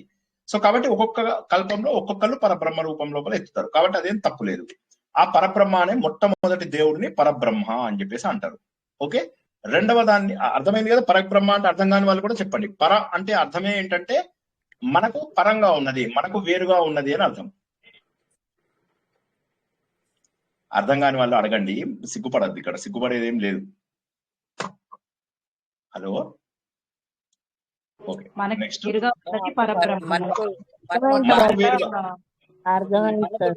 ఉన్నది పరబ్రహ్మ స్వరూపం. అంతే. పర అపర విద్యలు అని చెప్పేసి మనం నేర్చుకున్నాం కదా. పరా విద్య అంటే భగవంతుడికి సంబంధించినటువంటి విద్య. అంటే ఎవరైతే అంతా వ్యాపించి ఉండి, ఎవరైతే కనిపించకుండా మొట్టమొదటి దేవుడు ఎవరైతే ఉన్నాడో, ఈ ప్రపంచ చైతన్యం అంతా ఒక్క శక్తిగానే ఉన్నదో, ఈ ప్రపంచమంతా కనిపించకుండా ఉన్నదో, అప్పుడు ఉన్నటువంటి రూపంని పరా అని అంటారు. రెండవ దాన్ని వ్యూహ రూపము అంటారు. వ్యూహము అంటే మనందరము తెలుసుకున్నటువంటిది ఏంటి, నా చతుర్ వ్యూహం అని చెప్పేసి మొన్ననే మనం తెలుసుకున్నాం. ఏంటి, ప్రద్యుమ్నుడు, అనిరుద్ధుడు, సంకర్షణుడు, తర్వాత వాసుదేవుడు అని చెప్పి తెలుసుకున్నాం. వ్యూహము అంటే ఇంగ్లీష్ లోపల ప్లాన్ అంటారు. ప్లాన్ అంటే ఏంటి, భగవంతుడు కనిపించే శక్తిని వ్యూహము అంటారు. వ్యూహం అంటే ఏంటి, భగవంతుడు ఎలా ప్రకటితం అవుదాం అనుకుంటున్నాడు. మనకు ఫస్ట్ సృష్టి లోపల ఏం చేశాడంటే భగవంతుడు సంకర్షణుడుగా వచ్చాడు. సంకర్షణుడు అంటే ఎవరు, సంకర్షణుడు అంటే ఆయనకి ఏమి ఉంది అంటే, సంకర్షణుడు ఎవరైతే ఉన్నాడో ఆయన మన అహంకార రూపం లోపల వచ్చినటువంటి వ్యక్తి. సంకర్షణుడు అనేటటువంటి అహంకార రూపం లోపల వచ్చినటువంటి వ్యక్తి. ఆయన లోపల ఏమొస్తాయి, ఆయన లోపల సంకర్షణుడు లోపల ఏమేమి ఉంటాయంటే జ్ఞానం ఉంటుంది, బలం ఉంటుంది. ఈ రెండు చాలా స్ట్రాంగ్ గా ఉంటాయి అన్నమాట, జ్ఞానము, బలము. భగవంతుడు అనేవాడు ఎవరైతే పరబ్రహ్మ ఉంటాడో ఆయన లోపల 6 లక్షణాలు ఉంటాయి. భగవంతుడు అంటేనే 6 లక్షణాలను కలిగి ఉన్నవాడు. ఎవరికైనా తెలుసా లేకపోతే చెప్పనా? చాలా సార్లు చెప్పాను, ఇంకోసారి చెప్పమంటే చెప్తా. జ్ఞానము, రాసుకునే వాళ్ళు రాసుకోండి. జ్ఞానము, ఐశ్వర్యము, శక్తి, వీర్యము, బలము, తేజస్సు. ఈ 6ంటిని కూడా మనం ఏమంటామంటే భగవంతుడి యొక్క గుణాలు అని 6 గుణాలు అని చెప్పి చెప్తాం అన్నమాట. ఈ 6 గుణాల లోపల ఫస్ట్ వచ్చిన లక్షణాలు ఎవరివి అంటే సంకర్షణుడు. సంకర్షణుడు లోపల ఏముంటుందంటే జ్ఞానము, బలము అని చెప్పేసి ఉంటాయి అన్నమాట. తర్వాత సంకర్షణుడు లోపల నుంచి వచ్చినటువంటి వ్యక్తి ఎవరైతే ఉంటారో అతను ప్రద్యుమ్నుడు. అతడి లోపల ఐశ్వర్యము, వీర్యం అనేటటువంటి 2 లక్షణాలు ఉంటాయి. ప్రద్యుమ్నుడిలోంచి మన మనస్సుకు సంబంధించినటువంటి అనిరుద్ధుడు వచ్చాడు. అనిరుద్ధుడు లోపల శక్తి, తేజస్సు అంటే కీర్తి కూడా అనుకోవచ్చు. శక్తి, తేజస్సు అంటే కీర్తి కూడా అనుకోవచ్చు. ఈ 2 ఉండేది ప్రద్యుమ్నుడు. సో ఇప్పుడు ఈ వీళ్ళలో కొన్ని లక్షణాలే ఉన్నాయి మనకు, కానీ ఈ శరీరం మొత్తం ఏర్పడింది ఇందులోపల భగవంతుడు వాసుదేవుడు రూపంలో అందరి లోపల వచ్చేస్తాడు. అది 4వ గుణం. అంటే సంకర్షణుడు, ప్రద్యుమ్నుడు, అనిరుద్ధుడు, వాసుదేవుడు అనేటటువంటి సృష్టి ఏర్పడడానికి, మన శరీరాలు ఏర్పడడానికి, మనమంతా ఏర్పడడానికి కారణభూతమైన వాటిని వ్యూహ రూపము అంటారు. అర్థం కాని వాళ్ళు ఒకసారి అడగండి, ఏం పర్వాలేదు.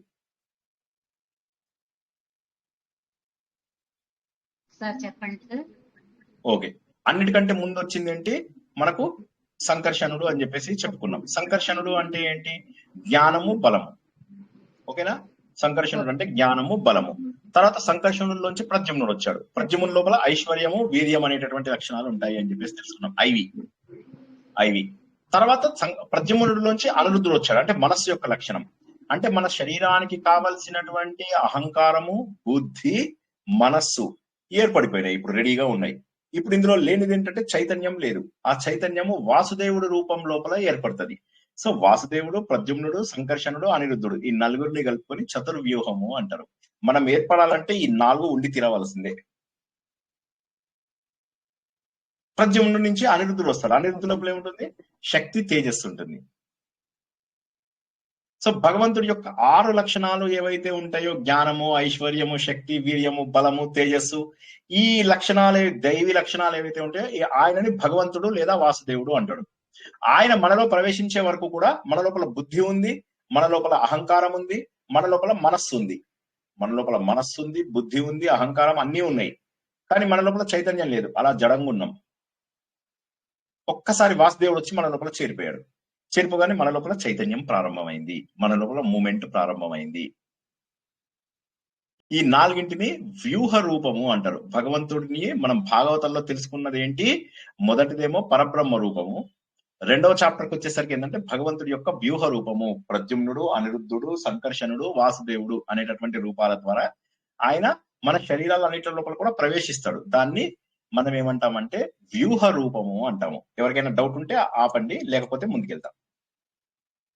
సార్ అవి మనలోని వస్తే ఎలాగ గుర్తిస్తారు సార్? అహంకారం ఉందా లేదా? అహంకారం అంటే ఏంటి? ఇది కాదు, పొగరు కాదు. అహంకారం అంటే నేను అనే భావన. నేను అనే భావన ఉంది అంటే ప్రద్యుమ్నుడు ఉన్నట్టే. అనిరుద్ధుడు ఉన్నాడు అంటే మనకు మనస్సు ఉన్నట్టే. జ్ఞానం ఉంది అంటే, బుద్ధి ఉన్నది అంటే ప్రద్యుమ్నుడు ఉన్నట్టే. ఇది మనం ఆల్రెడీ తెలుసుకున్నదే కదా, ఇవాళ కొత్తగా తెలుసుకుంటే. నారాయణీయంలో గత వారం తెలుసుకున్నాం, మనం 2 వారాల కింద కూడా తెలుసుకున్నాం. అవే విషయాలు మళ్ళీ మళ్ళీ చెప్పుకుంటున్నాం. ఈ 3 ఉన్నాయి. శరీరం రెడీ ఉంది, అన్ని రెడీ ఉన్నాయి. కానీ వాసుదేవుడు ప్రవేశించేదాకా వీటన్నిటికీ చైతన్యం లేదు, ఇవన్నీ పనిచేయవు. వాసుదేవుడు ప్రవేశించిన తర్వాత వీటన్నిటికీ యాక్టివిటీ వచ్చిందన్నమాట.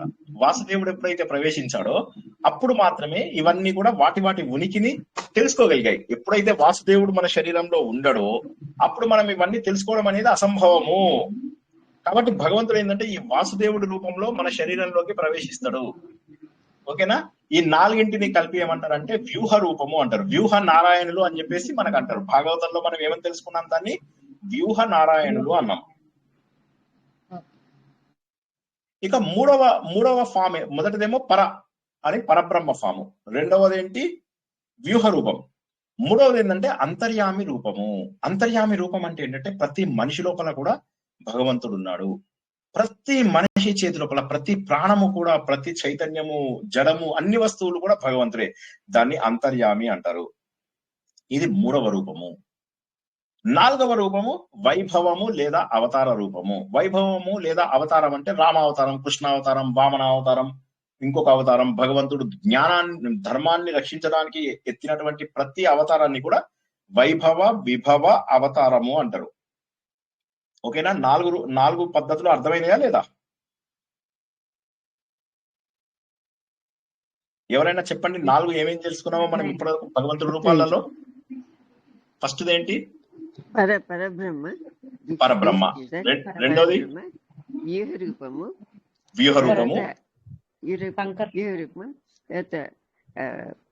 అంతర్యామి.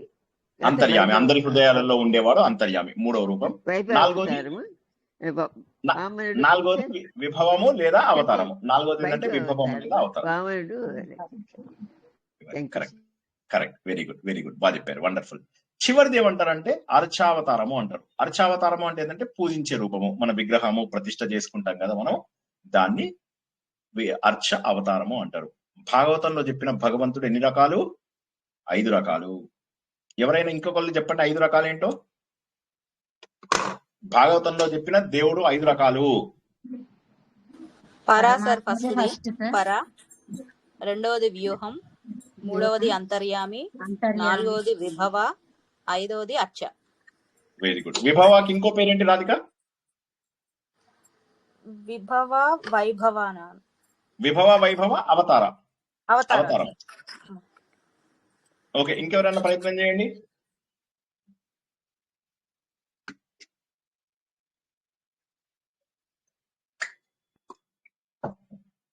ఇంకెవరైనా ప్రయత్నం చేస్తారా?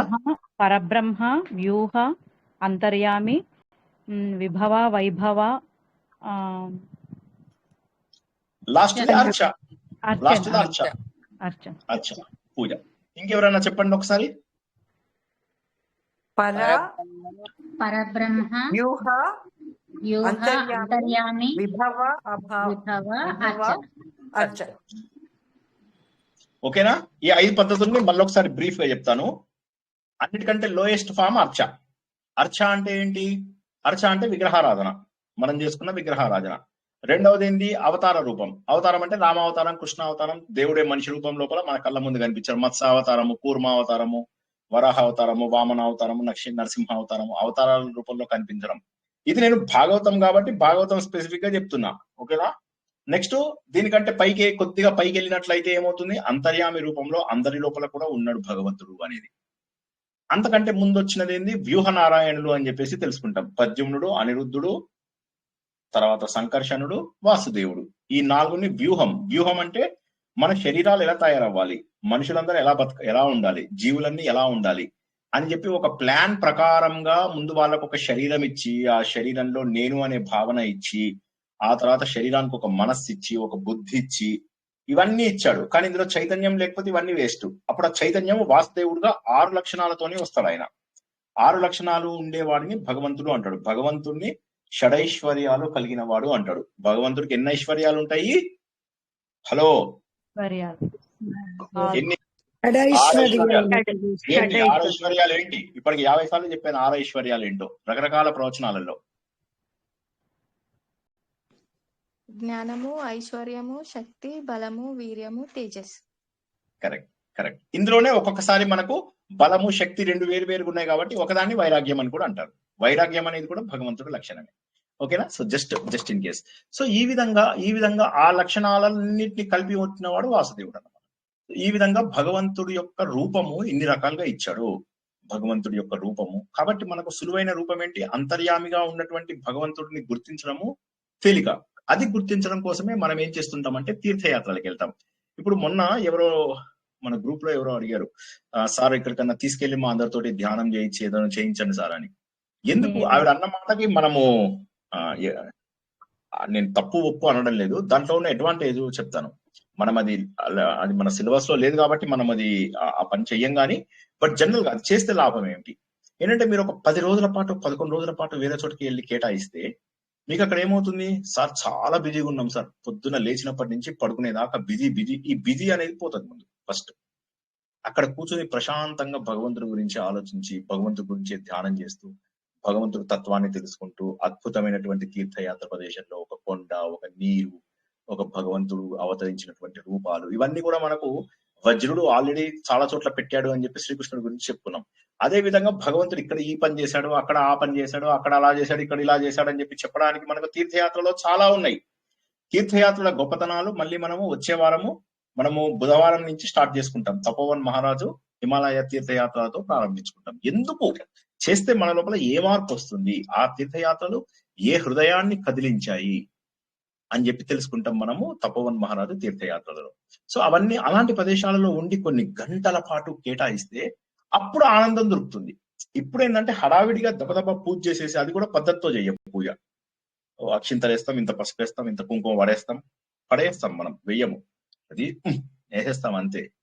సో వేసేసి ఇది అంటే పద్ధతి లేకపోవడమే మనకి ఇక్కడ ఆచార వ్యవహారాలు ఎందుకు ఫెయిల్ అవుతున్నాయి, సంప్రదాయాలు ఎందుకు ఫెయిల్ అవుతున్నాయి అంటే పద్ధతి లేకపోవడమే. అని పద్ధతి చెప్పే వాళ్ళు కూడా లేరు. మంత్రం ఉపదేశం ఇచ్చిన వాడు మంత్రం చెప్పి వదిలేస్తే ఎట్లాగా?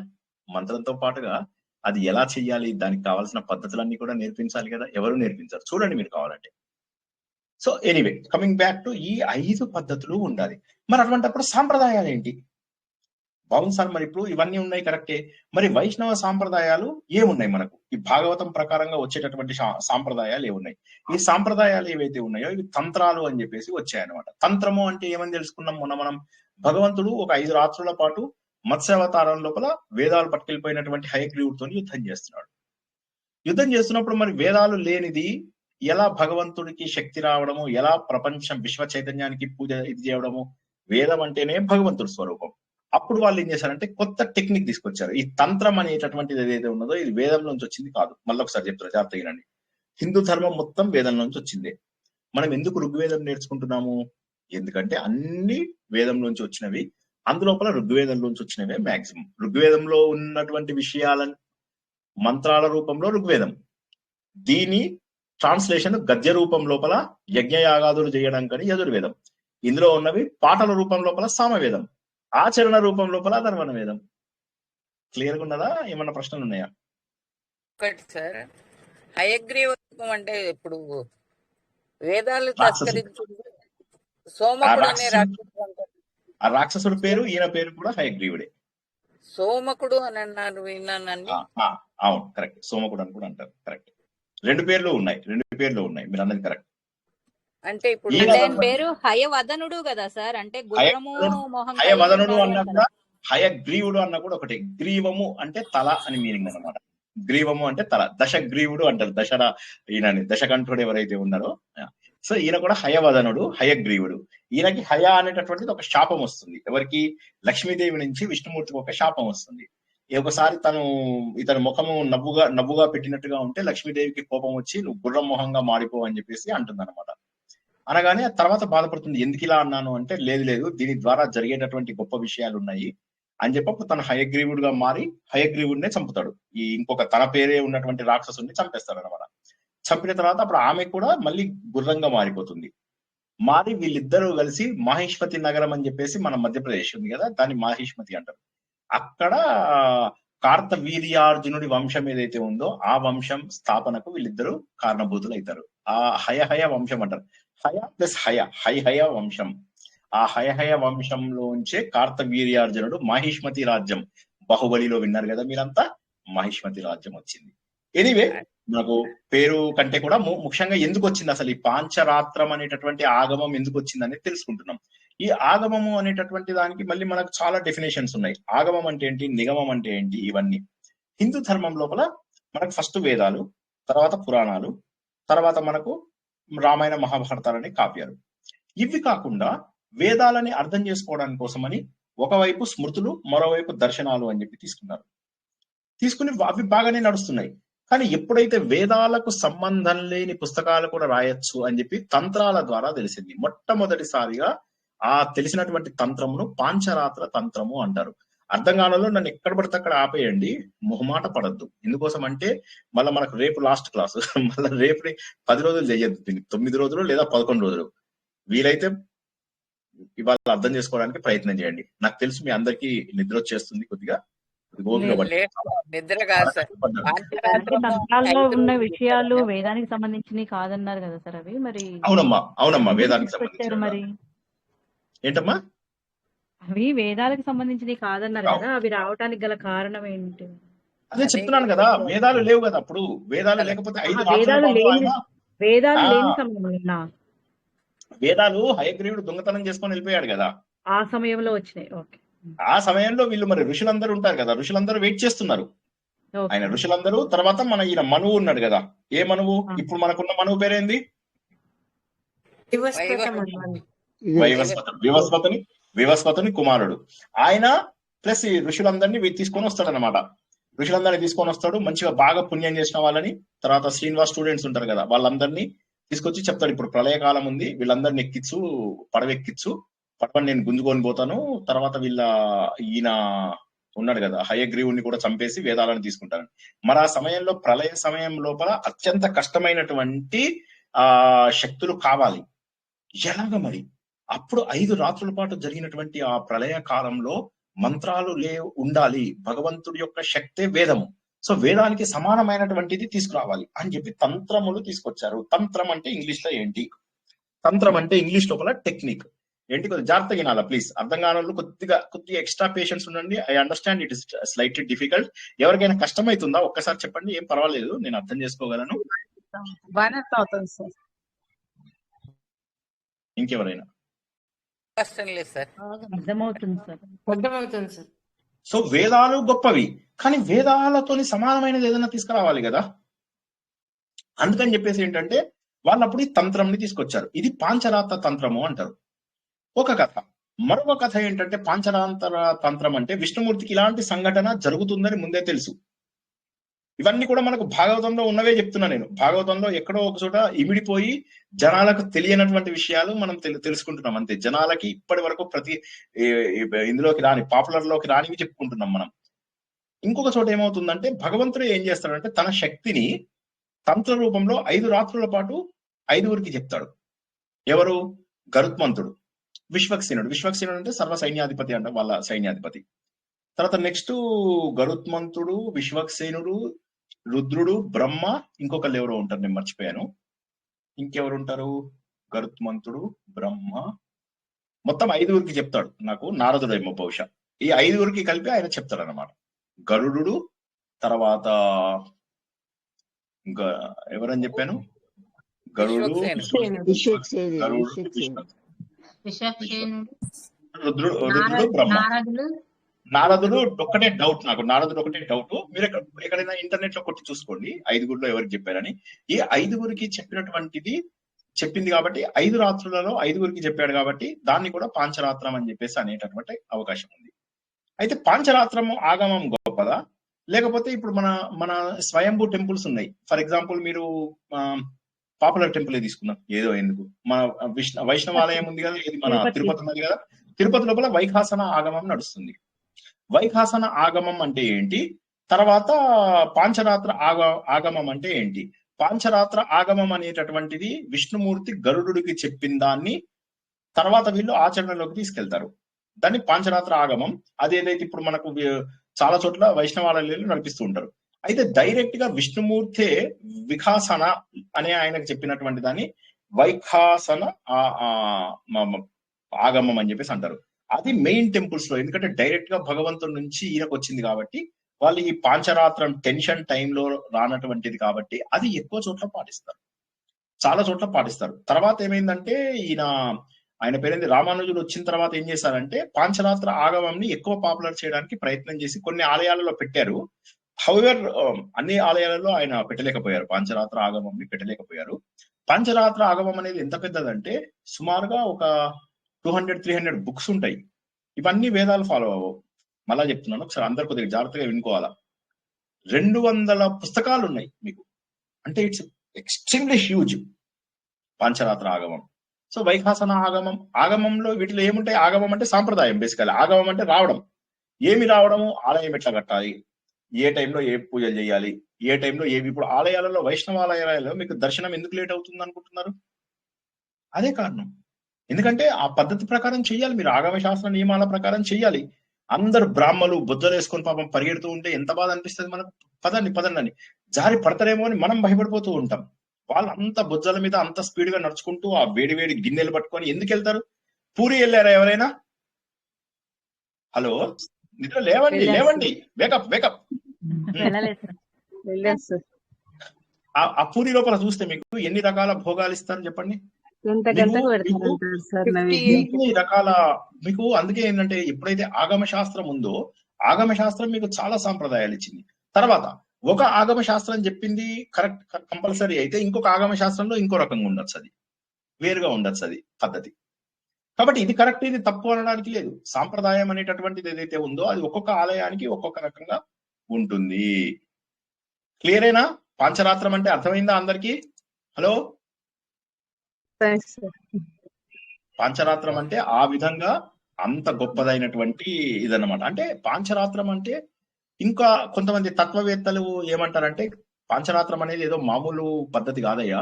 శ్రీనివాస్ రోజు కష్టపడి తలకాయ బద్దలు కొట్టుకుంటాడు కదా తత్వం అని. భగవంతుడి యొక్క అసలు స్వరూపాన్ని పాంచరాత్రంలో ఒక భాగం అంటారు. రెండవ భాగము భగవంతుని ఎలా చేరుకోవాలి, మోక్షం, భక్తి, యోగా. చూసారా, ఇవన్నీ భాగవతంకి వస్తున్నాయా లేదా చెప్పండి నాకు. ఇంకోటి విషయ జ్ఞానం. ఎన్నొచ్చాయి మీకు? భక్తి, ఓకేనా? భక్తి, ముక్తి అంటే భాగవతంలో ఉన్నది, యోగా భాగవతంలో ఉన్నది, తత్వం భాగవతంలో ఉంది, విషయ జ్ఞానం భాగవతంలో ఉంది. అంటే మీకు మొత్తం విషయ జ్ఞానము అంటే తరింపజేసేది. భాగవతంలో త అనే అక్షరం ఏదైతే ఉన్నదో అది విషయ జ్ఞానం, వైషాయికం అని కూడా అంటారు దాన్ని. సో ఈ విధంగా భాగవతంలో ఉన్న 5 లక్షణాలు కూడా పాంచరాత్రమే. రాత్రము అంటే జ్ఞానం అని అర్థము. సో భాగవతంని పాంచరాత్రం అనొచ్చా అని ఎవరన్నా అంటే మనం ఏంటి జవాబు? అనొచ్చా? జ్ఞానానికి సంబంధించింది తత్వము, భక్తి, జ్ఞానము, తత్వము, అన్ని రకాల 5 రకాలు. యోగా అనేది 2వ చాప్టర్ లోనే వస్తుంది మనకి. యోగా అండ్ విషయ జ్ఞానం అంటే తరింపడం. మనం భాగవతంలో తానే అక్షరానికి సంబంధించింది, తానే అక్షరానికి సంబంధించినటువంటిది కూడా ఉంది. భక్తి, జ్ఞాన, వైరాగ్య, తరింపు, ముక్తి అనేవైతే 5 ఉన్నాయో, భాగవతము భక్తి, జ్ఞానము, వైరాగ్యము, తరించు, ముక్తి, ఈ 5కు సంబంధించిన 5 విషయాలు మనము ఈ తత్వ విషయాలను కూడా తెలిపేటటువంటిది భాగవతము. సో భగవంతుడి యొక్క తత్వం, భగవంతుడు మనకు ఎలా ముక్తిని ప్రసాదిస్తాడు, భగవంతుడి పైన మనం ఎలాంటి భక్తిని చూపించాలి, భగవంతుడిని మనం యోగా మార్గం ద్వారా ఎలా తెలుసుకుంటాం, అది మనము మొన్న నారాయణీయంలో తెలుసుకున్నాము. మిగతా వాటిల్లో కూడా మనం చాలా చోట్ల తెలుసుకున్నాం. తర్వాత వైషాయికం అంటే ఏంటంటే విషయాలకు సంబంధించిన వాటి నుంచి ఎలా దాటాలి, అంటే సంసార విషయాల నుంచి ఎలా తరించాలి అని చెప్పి తెలియజేసేది వైషాయికము. ప్రాపంచిక విషయాల గురించి దాటడానికి ఈ 5 కూడా తెలిపేటటువంటిది పాంచరాత్రము. ఇది కాక ఇందాక చెప్పినటువంటి భగవంతుడి యొక్క 5 రూపాలు, పర వ్యూహ, తర్వాత అవతారం, తర్వాత అంతర్యామి, తర్వాత ఫైనల్ గా పూజా రూపం, అర్చ రూపం. ఇంత గొప్పదైనటువంటి హిందూ సాంప్రదాయం ఇది. హిందూ సాంప్రదాయం అనేటటువంటిది ఏదైతే ఉన్నదో ఇంత గొప్పగా ఉంది. ఎక్కడో ఒక చోట పడిపోయి హడావిడి పడిపోయి తీర్థం తీసుకుందామా, ప్రసాదం తీసుకుందామా, ఎవరో పూజ చేస్తుంటే బయట కూర్చొని కబులు చెప్పి మీ ఇంటి ఏం జరిగింది, మా ఇంటి ఏం జరిగింది అని వాళ్ళిద్దరికే ప్రసాదం తీసుకోండి అందరు రావాలి అనగానే దబదబా వెళ్ళేసేసి హారతి తీసుకొని అంత భక్తులు అయిపోతారంటే ఒక్కసారి వీళ్ళందరిని ఏంటంటే వరుసగా గోడ కుర్చీ వేయించాలి. వరుసగా గోడ కుర్చీ వేయించి ఈత వరకే తీసుకోవాలి. మీరైనా నేనైనా ఎవరో ఒకళ్ళని తీసుకుందాం, తీసుకొని వీళ్ళందరినీ అడగాలి.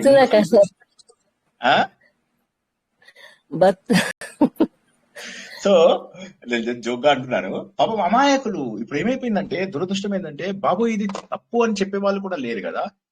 అమ్మా ఎందుకమ్మా ప్రసాదం తీసుకుంటే సరిపోదా, దేవుడు సంతోషిస్తాడు. అలా కాదు, భగవంతుడు ప్రసన్నుడై ఇచ్చేదాన్ని ప్రసాదము అంటారు. ఎప్పుడు ప్రసన్నం అవుతాడు భగవంతుడు? నీ లోపల ఆ భక్తి ఉందా? నిన్న గోపికల గురించి మాట్లాడినప్పుడు పిల్లలందరినీ వదిలేసామన్నారు. విరహ భక్తి గురించి తెలుసుకున్నాము, మాధుర్య భక్తి గురించి తెలుసుకున్నాము, హైయెస్ట్ లెవెల్ ఆఫ్ భక్తి అంటే ఏంటో తెలుసుకున్నాము. ఆ స్థాయికి మనం చేరుకోవాలి. భగవంతు యొక్క రూపాలను ఎంత బాగా తెలుసుకున్నాం ఇవాళ. పాంచరాత్రం, ఆగమాలంటే ఇంకొక చిన్న డెఫినేషన్ చెప్పి ఇవాళ వదిలేస్తాం మిమ్మల్ని. ఆగమం నిగమం అని ఏంటంటే, ఈ ఆగమ నిగమాలు ఏవైతే తంత్రాలు, అంటే త్రాయతే అని కదా, తంత్రాలు అంటే టెక్నిక్స్ ద్వారా మనల్ని రక్షించేవి. అంటే వేదాలలో లేకపోయినా కూడా కొన్ని పద్ధతుల ద్వారా, సాంప్రదాయాల ద్వారా మనల్ని రక్షించేదాన్ని తంత్రం అంటారని తెలుసుకున్నాం. అయితే ఇందులోపల ఇంకొక ప్రాబ్లం ఏంటంటే, ఇది తంత్రాల ద్వారా ఇవి వేదాల నుంచి రాలేదు, డైరెక్ట్ గా ఇవి వేదాల నుంచి రాలేదు.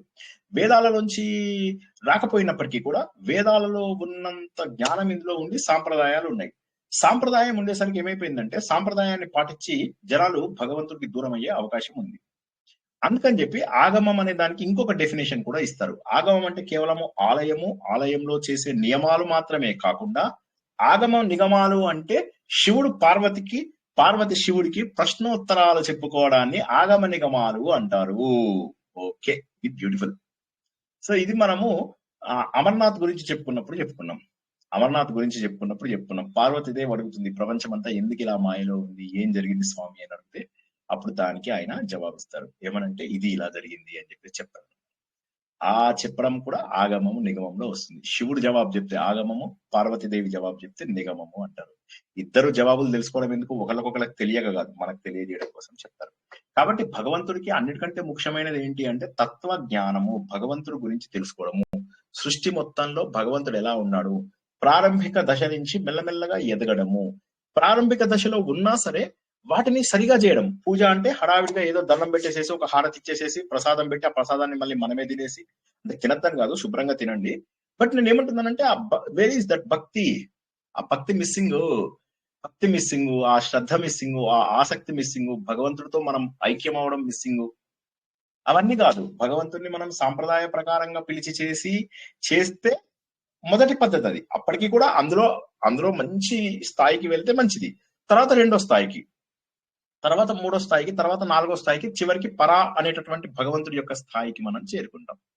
కాబట్టి భగవంతుడి స్థాయికి చేరుకోవాలి అంటే ముందు భగవంతుడి యొక్క తత్వం అర్థం. ఫస్ట్ మనం ఏం చేస్తున్నాము, మనం చేస్తున్నది సరైన పద్ధతా కాదా, మనం చేస్తున్నటువంటిది మనను జ్ఞాన మార్గం వైపుకు తీసుకెళ్తుందా లేదా అని చెప్పి తెలుసుకోవడము సరైనటువంటి పద్ధతి. కానీ మనకేంటంటే ఈ పద్ధతి ఇది ఉంది అని చెప్పి చెప్పేవాళ్ళు కూడా లేకపోవడం వల్ల ఏమైతుందంటే ఈ పూజ చేస్తే ఇది, ఆ పూజ చేస్తే అది, అక్కడికి వెళ్తే ఇది, ఇక్కడికి వెళ్తే కాదు. మీరు మనస్ఫూర్తిగా ఒక తీర్థయాత్రకి వెళ్ళండి, నేను రావక్కర్లేదు మీతోనే. మీరే ఒక 10 మంది చక్కగా ప్లాన్ చేసుకుని వెళ్ళండి. నేనే మంచిగా సజెస్ట్ చేసి ఇస్తాను ఒక ప్లాన్. మంచిగా మీలోనే ఒక 15-20 మంది వెళ్ళండి, డైలీ ప్లాన్ రాసిస్తాను. చక్కగా వెళ్ళి అక్కడ నేను చెప్పినట్టుగా చేయండి. మీకు 10 రోజుల్లో దేవుడు కనిపిస్తాడు. అనుభవం, దేవుడు అనేది అనుభవపూర్వకంగా గుర్తిస్తారు. దేవుడు ఉన్నాడు అనే నమ్మకము గట్టిపడుతుంది. అది అలా ప్రశాంతమైన వాతావరణంలో చెయ్యండి. అప్పుడు మీకు దొరికేటటువంటి ఆనందం కూడా వేరుంటుంది. ఆత్మ సుఖము వీడి నీ ఆట కొరకు పాత్ర పోషణ చేసేది సూత్రధారి, విశ్రమించదని పాదం ఆశ్రయించి పరమ కరుణాంతరంగా శ్రీ పాండురంగ. జై శ్రీకృష్ణ. ఇన్ని రోజుల పాటు భక్తి గురించి తెలుసుకుని ఈ రోజు భగవంతుడి యొక్క వివిధ రూపాలు భాగవతంలో చెప్పినవి తెలుసుకున్నాము.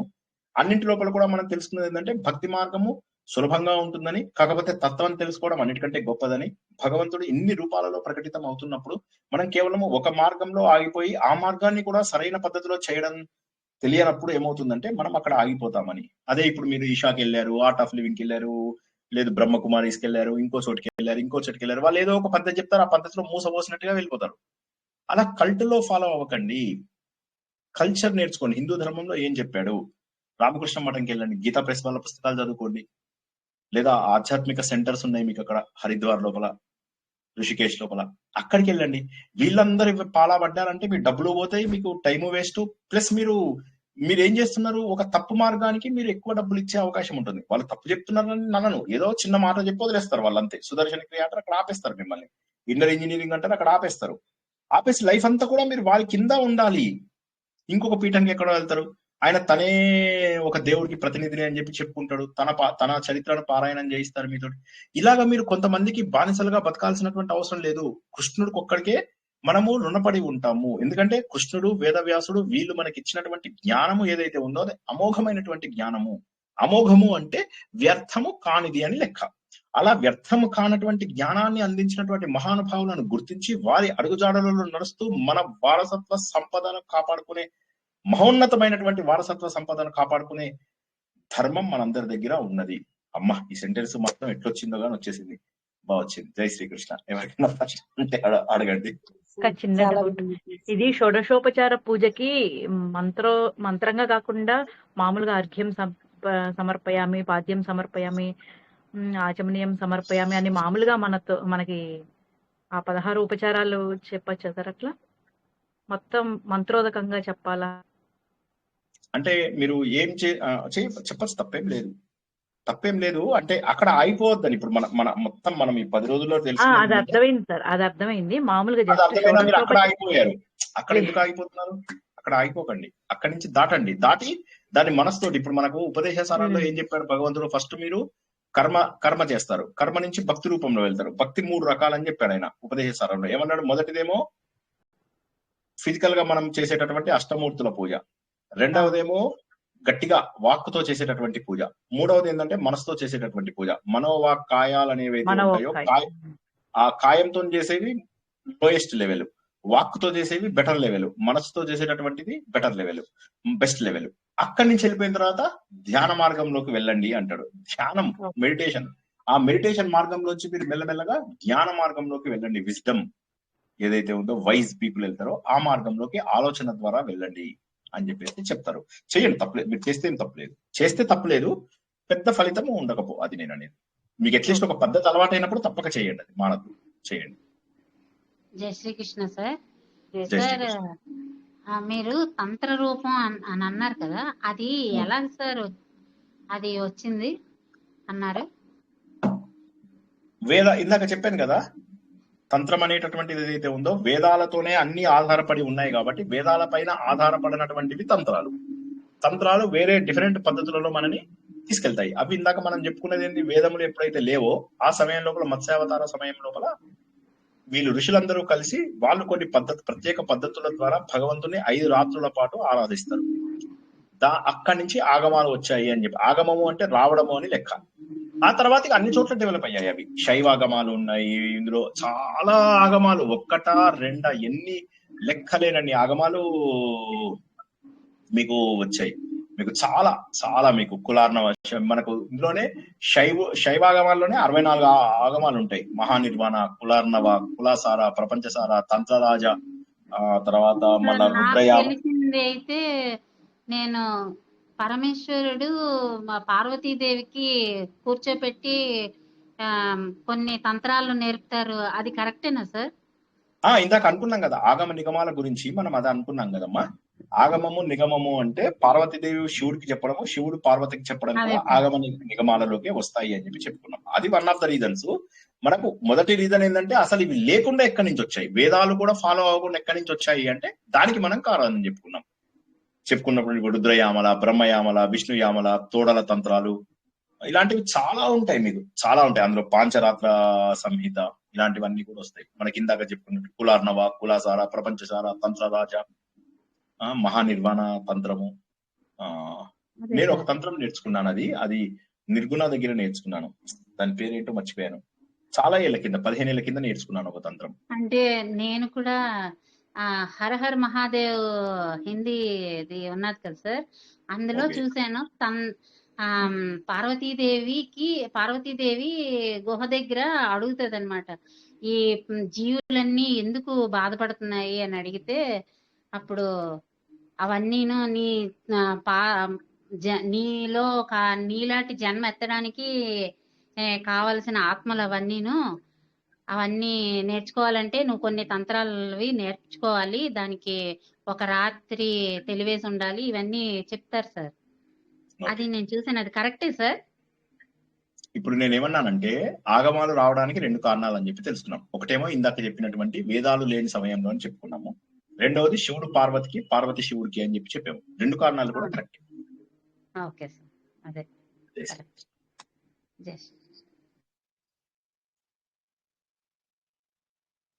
ఇంకెవరికైనా భగవంతుడు తత్వం మీద గాని, వ్యూహాలలో గాని, శక్తులలో గాని చెప్పేటివి మంత్రాలు అంటారు, చేతులతో చేసేటివి ప్రార్థన అనుకోండి, లేదా కరన్యాసాలు అనుకోండి, అట్లాంటివి తంత్రాలు ఉంటారు. అది నిజమేనా సార్? తంత్రం అంటే టెక్నిక్. తంత్రము అనేది వేదంలోంచి రాని దాన్ని తంత్రం అంటారు. ఈ తంత్రము లోపల మీకు మంత్రం ఉండొచ్చు, యంత్రం ఉండొచ్చు, పద్ధతులు కూడా ఉండొచ్చు. కొన్ని వామాచార తంత్రాలు అని కొన్ని ఉంటాయి. దక్షిణాచార తంత్రాలు, వామాచార తంత్రాలు ఉంటాయి. వామాచార తంత్రాల లోపల 5 మాలు ఉంటాయి. మాంసము, మద్యము, మత్స్యము, మగువ, మైథునం, ఈ 5 కూడా పాటించి వెళ్ళాలి. ఇవన్నిటిని పాటించి వీటన్నిటి కూడా దాటిపోవాలి అని కూడా వామాచారంలో నేర్పిస్తూ ఉంటారు. కాబట్టి ఇవి వేదాలను అనుసరించినటువంటివి. వేదాలను అనుసరించకపోయినప్పటికీ కూడా వాటికి విలువ ఉంది.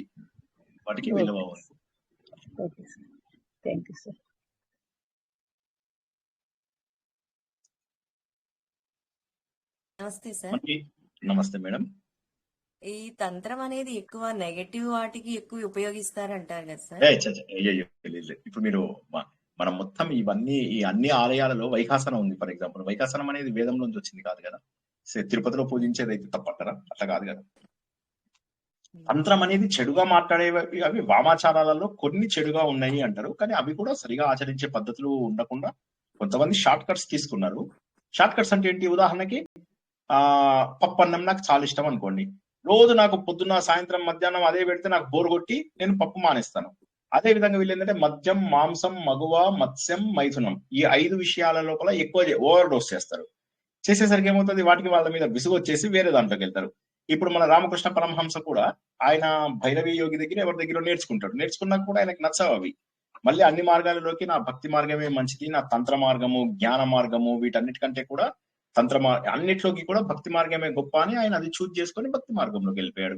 వేరాజ్ మరి వివేకానందుడు గురువు గారు భక్తి మార్గం అయినప్పటికీ తన జ్ఞాన మార్గంలోకి వెళ్ళిపోయాడు. సో ఎవరికి నచ్చిన మార్గము వాళ్ళు చూసుకుంటారు, కానీ చెడు మార్గం కాదు. తంత్రం అనేది ఎప్పుడు చెడు మార్గం కాదు. తంత్రం అనేది ఒక పద్ధతి. అందులో వామాచారంలో కొన్ని ఉన్నాయి, వాటి అసలు ఉద్దేశం మనం తెలుసుకోకుండా మాట్లాడలేం. ఇందాక అనుకున్నట్టుగా ఈ 5 ఓవర్ డోస్ చేశారనుకోండి, ఓవర్ డోస్ చేస్తే వాడికి వాటి మీద ఇంట్రెస్ట్ పోతుంది. వాటి మీద ఇంట్రెస్ట్ పోయి వాటి గురించి ఆలోచించడం మానేస్తాడు అనమాట. ఆలోచించేసి అప్పుడు భగవంతుడి పైన ధ్యాస చేయడానికి మొదలెడతాడు. ఏదైనా కూడా ఓవర్ గా వాడిన తర్వాత గాంధీ ఏముందిగా అని చెప్పేసి విసుగొచ్చేసి వేరే వైపుకి వెళ్తాం. అదేనమాట.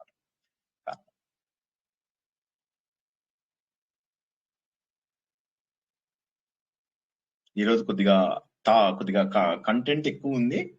మరి మీరు 2-3 సార్లు అంటే అందరికి అర్థమైందని అనుకుంటున్నా కానీ కొద్దిగా టఫ్ ఉంది.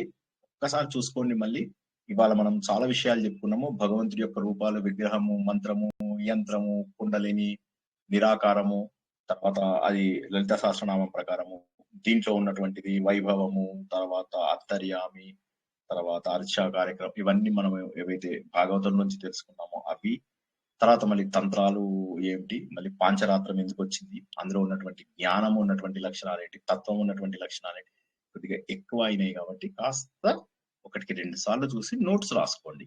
నోట్స్ రాసుకోకపోతే మర్చిపోయే అవకాశం ఉంది అంతే. కష్టమైన సబ్జెక్టులు కదా. మనం ఎక్కడున్నామో తెలిస్తే ఎక్కడికి వెళ్ళాలో డిసైడ్ చేసుకోవచ్చు. అసలు ఎక్కడున్నామో తెలియకపోతే ఏముంది. ఇప్పుడు నేను ఒక బస్సు ఎక్కాను ఒక రోజు, కండక్టర్ నా దగ్గరికి వచ్చాడు, ఎక్కడికి పోవాలి సార్ అని. ఎక్కడికి టికెట్ తీసుకోవాలి నేను చెప్పండి.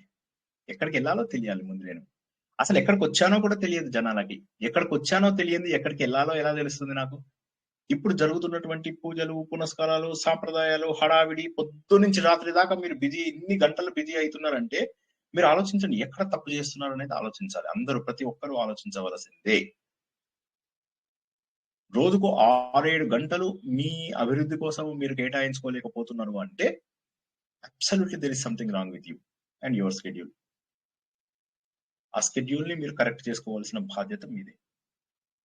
షెడ్యూల్ అంటే షెడ్యూల్. నేను అమెరికన్ యాక్సెంట్ నాది, Britain accent schedule, American accent schedule. So కాబట్టి మీ షెడ్యూల్ ని కరెక్ట్ చేసుకోండి ఫస్ట్. అది అన్నికంటే ముఖ్యం. కొద్దిగా వాళ్ళ కంటెంట్ ఎక్కువ ఉంది, కాస్త జాగ్రత్తగా 2-3 సార్లు వినండి. ఈ వారం ఏది ఏమైనప్పటికీ ఈ వారం రోజు, ఈ 9 రోజులది నేను మళ్ళీ ఒక సెపరేట్ ప్లేలిస్ట్ తయారు చేస్తున్నాను. ఆ ప్లేలిస్ట్ ని వీలైనన్ని సార్లు చూడండి. ఎందుకంటే ఈ తత్వం అర్థమైతేనే మనం ఎక్కడికి వచ్చామో ఇక్కడి నుంచి ఎక్కడికి వెళ్ళాలి అనేది తెలుస్తుంది. లేకపోతే ఎప్పటికీ ఎదగం. గుర్తుంచుకోండి. మొన్న రోజు చెప్పే కదా, గాడిద తన మీద గంధపు చెక్కలు మోసుకెళ్తుంది, కానీ దానికి విలువ తెలియదు, గంధపు చెక్కలు అన్న విలువ తెలియదు. అదే విధంగా మన మహోన్నతమైనటువంటి వారసత్వాన్ని మనము మోసుకొని వెళ్తున్నాము. ఏ రకమైనటువంటి ఆస్వాదన లేకుండా దాన్ని బరువుగా మాత్రమే మనం స్వీకరిస్తున్నాం. గుర్తుంచుకోండి. జై శ్రీకృష్ణ. జై శ్రీకృష్ణ. ఉదాహరణ చెప్పారు. ఎగ్జాంపుల్స్ సారీ ఎగ్జాంపుల్స్ బాగా చెప్పారు సార్. ఇది వేదాలు తెచ్చేది మత్స్యావతారంలో అంటారు కదా సార్, మరి మీరు హయగ్రీవుడు అంటున్నారు. అవును, మత్స్యావతార రూపమే మళ్ళీ హయగ్రీవుడుగా మారుతుంది. ఆ రెండు కూడా ఓవర్ ల్యాపింగ్ అవతారాలు. హయగ్రీవుడిని చంపిన తర్వాత ఆయనే హయగ్రీవుడు అవుతాడు. మళ్ళీ ఆ వేదాలను తీసుకెళ్లిన తర్వాత మళ్ళీ సోమకుడు అని కూడా అంటారు. కొంత చిన్న తేడా ఉన్నప్పటికీ ప్రస్తుతానికి ఆ రెండు ఒకటే అని గుర్తుంచుకోండి. మత్స్యావతారం అయిపోయిన తర్వాత ఆయన హయగ్రీవుడుగా మారిపోతాడు. ఓకేనా? ఒకే దానికి 2 కథలు ఉన్నాయి. ఆ 2 కథలు కూడా గమ్మత్ ఏంటంటే మళ్ళీ భాగవతంలోనే ఉన్నాయి. 2 కథలు కూడా మళ్ళీ భాగవతం. మత్స్యావతారంలో సోమకుడిని చంపి వేదాలు తీసుకొచ్చారు అని అంటారు కదా. అంటారు. కరెక్ట్. 2 కథలు కూడా ఉన్నాయి. కరెక్ట్. ఇంకా ఈ కథ కరెక్టా, ఆ కథ కరెక్టా, ఏ కథ కరెక్ట్ అనేది మనకి ఎక్కడ ఏ గ్రంథంలో కూడా చెప్పరు. కాబట్టి 2 కథల్ని తీసుకుందాం మనం, తప్పేంది కదా. ఎందుకంటే అందుకోసమే మనకు ఈ భాగవతాలు, పురాణాలు, కావ్యాలలో వీటిలో ఏమైపోతుందంటే ప్రాబ్లము, కొన్ని వేల సంవత్సరాల, లక్షల సంవత్సరాల కింద, కోట్ల సంవత్సరాల కింద రాసిన కథలు తర్వాత ఎవరెవరు ఏమేమి మాడిఫికేషన్స్ చేశారో కూడా తెలియదు మనకు. అది ప్రాబ్లం. ఎందుకు నేను చెప్పే కదా, ఈ భాగవతాన్ని, వ్యాసుడు రాసిన భాగవతాన్ని పోతన తనకు తోచినట్టుగా తను రాసేశాడు. ఆయన చూసి ఇంకొకళ్ళు ఇంకో రకంగా రాశారు. కొంతమంది రాధాదేవి క్యారెక్టర్ ని ఊహించేసేసి రాధాకృష్ణుల మధ్య పెద్ద పెద్ద లీలలు కూడా పెట్టి రాసేశారు. తప్ప ఒప్ప అనే దాన్ని పక్కన పడేసి భక్తి పారవస్యంలో ఎవరికి తోచినట్టుగా వాళ్ళు రాసేశారు. కొన్ని వేల, లక్షల, కోట్ల సంవత్సరాల కింద ఎన్నో కల్పాలలో, వివిధ పురాణాలు వచ్చాయి. అన్ని ఒకేసారి రాలేదు. రాసినటువంటి వ్యక్తి ఒకడే అయినప్పటికీ కూడాను ఏ కల్పంలో ఏ కథ జరిగింది, ఆ కల్పంలో ఆ కథను రాశాడు ఆయన. దానివల్ల ఏమైంది, శివపురాణంలో శివుడు గొప్ప, విష్ణు పురాణంలో విష్ణువు గొప్ప అనేసరికి వైష్ణవులందరూ కూడా ఇగో మా పురాణంలో విష్ణుమూర్తి గొప్ప అని ఉంది అని చెప్పి వాళ్ళు చెప్తారు. శివపురాణం వాడు చూసి ఇగో మా శివుడే గొప్ప అని వాళ్ళు అంటారు. కానీ యాక్చువల్ గా ఏంటి, అన్ని కరెక్టే. ఒకసారి పరబ్రహ్మ విష్ణు రూపంలో అవతరించాడు, ఒకసారి పరబ్రహ్మ మరొకసారి శివుడి రూపంలో విభవం చెందాడు. ఇలా మనం అర్థం చేసుకోవాలి. అంతేగాని భగవంతుడి యొక్క తత్వాన్ని పురాణాలలో ఉన్నదాన్ని తప్పుగా అర్థం చేసుకోకూడదు. అది కాక పురాణాలు ఏమైనాయంటే పండితుల వల్ల పాడైపోయాయి. పండితులు అంటే ఇప్పుడు సంస్కృత శ్లోకాలు వచ్చిన వాడు ఎవడైనా సరే 10 నిమిషాల్లో 20 శ్లోకాలు రాసేయగలరు. సో ఇప్పుడు ఏమైపోయిందంటే రకరకాలుగా శ్లోకాలు రాసి ఇరికిచ్చేసేసారు. స్కంద పురాణం చెప్పే కదా 8-10,000 స్కంద పురాణం ఇప్పుడు 81,000 తోటి మీకు లభ్యమవుతుంది. 81,000 మీకు ఇంకా కొద్దిగా అయితే అది మహాభారతంతో సమానం. ప్రపంచంలోనే అతిపెద్ద పుస్తకం మహాభారతం. మహాభారతంతో సమానమైన పుస్తకము స్కంద పురాణం చేసేసారు. అందులోపల లేని కథ లేదు. మీ ఇంటి దగ్గర చిన్న టెంపుల్ ఏదో మీరు కట్టించుంటారు, ఆ టెంపుల్ కథ కూడా ఆ పురాణంలో ఉంటుంది చూడండి. నేనేమంటానంటే డీప్ గా వెళ్ళకండి, స్టోరీస్ ని డీప్ గా వెళ్ళకండి. ఏదో తత్వంని గుర్తించి వదిలేయండి. తత్వం దొరకకపోతే వదిలేసేయండి అక్కడికి. ఎక్కువ డీప్ గా ఆలోచించి ఇప్పుడు చెప్పే కదా రాముడు ఇలా ఎందుకు చేశాడు, వాలి ఇలా ఎందుకు చేశాడు, ఇంకా అంత డీప్ గా వెళ్ళకండి. అంటే కొంత ఓకే, కొంత ప్రశ్నించే స్వభావం ఉండాలి, కానీ ఇక డీప్ గా వెళ్ళినా కొద్ది ఇంకా కన్ఫ్యూజన్ ఎక్కువ అవుతుంది. ఎందుకంటే మనము రెండు వేరు కాలాలను కంపేర్ చేస్తున్నాం. వేరు కాలాలను అవును, రెండు కూడా ఉన్నాయి. అందుకే నేను అన్నాను కదా 2 కథలు కూడా ఉన్నాయి అని చెప్తున్నాను.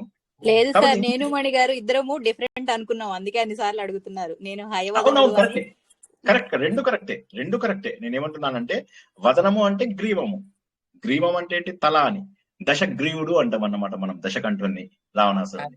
హయగ్రీవం అంటే మాట్లాడుకున్నప్పుడు నిన్న మేము డిస్కస్ చేసుకున్నాం సార్ పాంచరాత్రం గురించి. అప్పుడు మా ఇద్దరికి వచ్చిందనమాట డౌట్, దాని వల్ల అడుగుతున్నారు. తను నేనేమో హయవదనుడు అని, మేడం ఏమో సోమకుడు అని. నేను పర్వాలేదు, రెండు కథలు ఉన్నాయి. అండ్ గమ్మత్ ఏంటంటే 2 కథలలో కూడా చెప్పేది దీని గురించే చెప్తారు. వేదాలని దొంగతనం చేశారు, ఆ సమయంలోనే వచ్చాయి అని చెప్పేసి. అంటే కథను ఎక్కువ డీప్ తీసుకోకండి, అర్థం చేసుకుని అంటే అక్కడ కాన్సెప్ట్ అర్థం చేసుకోండి. మెయిన్ ఆ సమయం లోపల వేదాలు దొంగతనం జరిగాయి కాబట్టి, వేదాలు లేని సమయంలో మరి తంత్రం కావాలి. తంత్రం అంటే ఏంటి? మనను రక్షించేటటువంటిది, వేదాలతో ఆధారపడకుండా ఉండాలి, తర్వాత మనను రక్షించాలి. అటువంటిది తీసుకొచ్చారు. ఇప్పటికి కూడా ఏ తంత్రము కూడా వేదాలలోంచి రాలేదు. అది వేద సమానమే గాని వేదాలలోంచి రాలేవు తంత్రాలు, ఏవి కూడా రాలేదు. శైవాగమాలు కాని, పాంచరాత్ర ఆగమాలు గాని, ఇందాక మనం చెప్పుకునేవి ఏవి కూడా రాలేదు. 64 చతుషష్ఠి ఆగమాలు ఉన్నాయి, ఏవి కూడా రాలేదు. మనం ఇందాక చెప్పుకున్నాం కదా, కులార్ణవ, కులాసార, ప్రపంచ సారాంశం మాత్రం ఒకటి. సారాంశం ఒకటే. అండ్ ఇంకోటి చూడండి, మీరు అన్ని పురాణాలలో కథలు ఎంతో కొంత చిన్న చిన్న మార్పులతో ఉంటాయి. ఇంకా వాటిని చేయలేం మనం, వదిలేయాలి. అందుకోసం ఏంటంటే వీలైనంత వరకు ప్రామాణిక గ్రంథాలు కొద్దిగా వీటిలో కూడా ఇప్పుడు నేను చెప్పే కదా రామాయణం కూడా మీరు తీసుకుంటే అందులో కూడా మీకు ఆల్రెడీ ఉత్తరాఖండని యాడ్ చేసేసారు. ఉత్తరాఖండని ఆల్రెడీ యాడ్ చేసేసారు. ఉత్తరాఖండ లేదు మరి రామాయణంలో, యుద్ధకాండతోటే రామాయణం అయిపోతుంది. కానీ ఇప్పుడు మనం యాడ్ చేశారు, తప్పదు. ఎందుకంటే ఇక మన అది కూడా కోల్పోతాం లేకపోతే. ఇప్పుడు ఈయన ఉన్నాడు, ఆయన పేరేంది, భవభూతి అయితే అసలు ఆయన స్టోరీలే డిఫరెంట్ గా రాసేసాడు.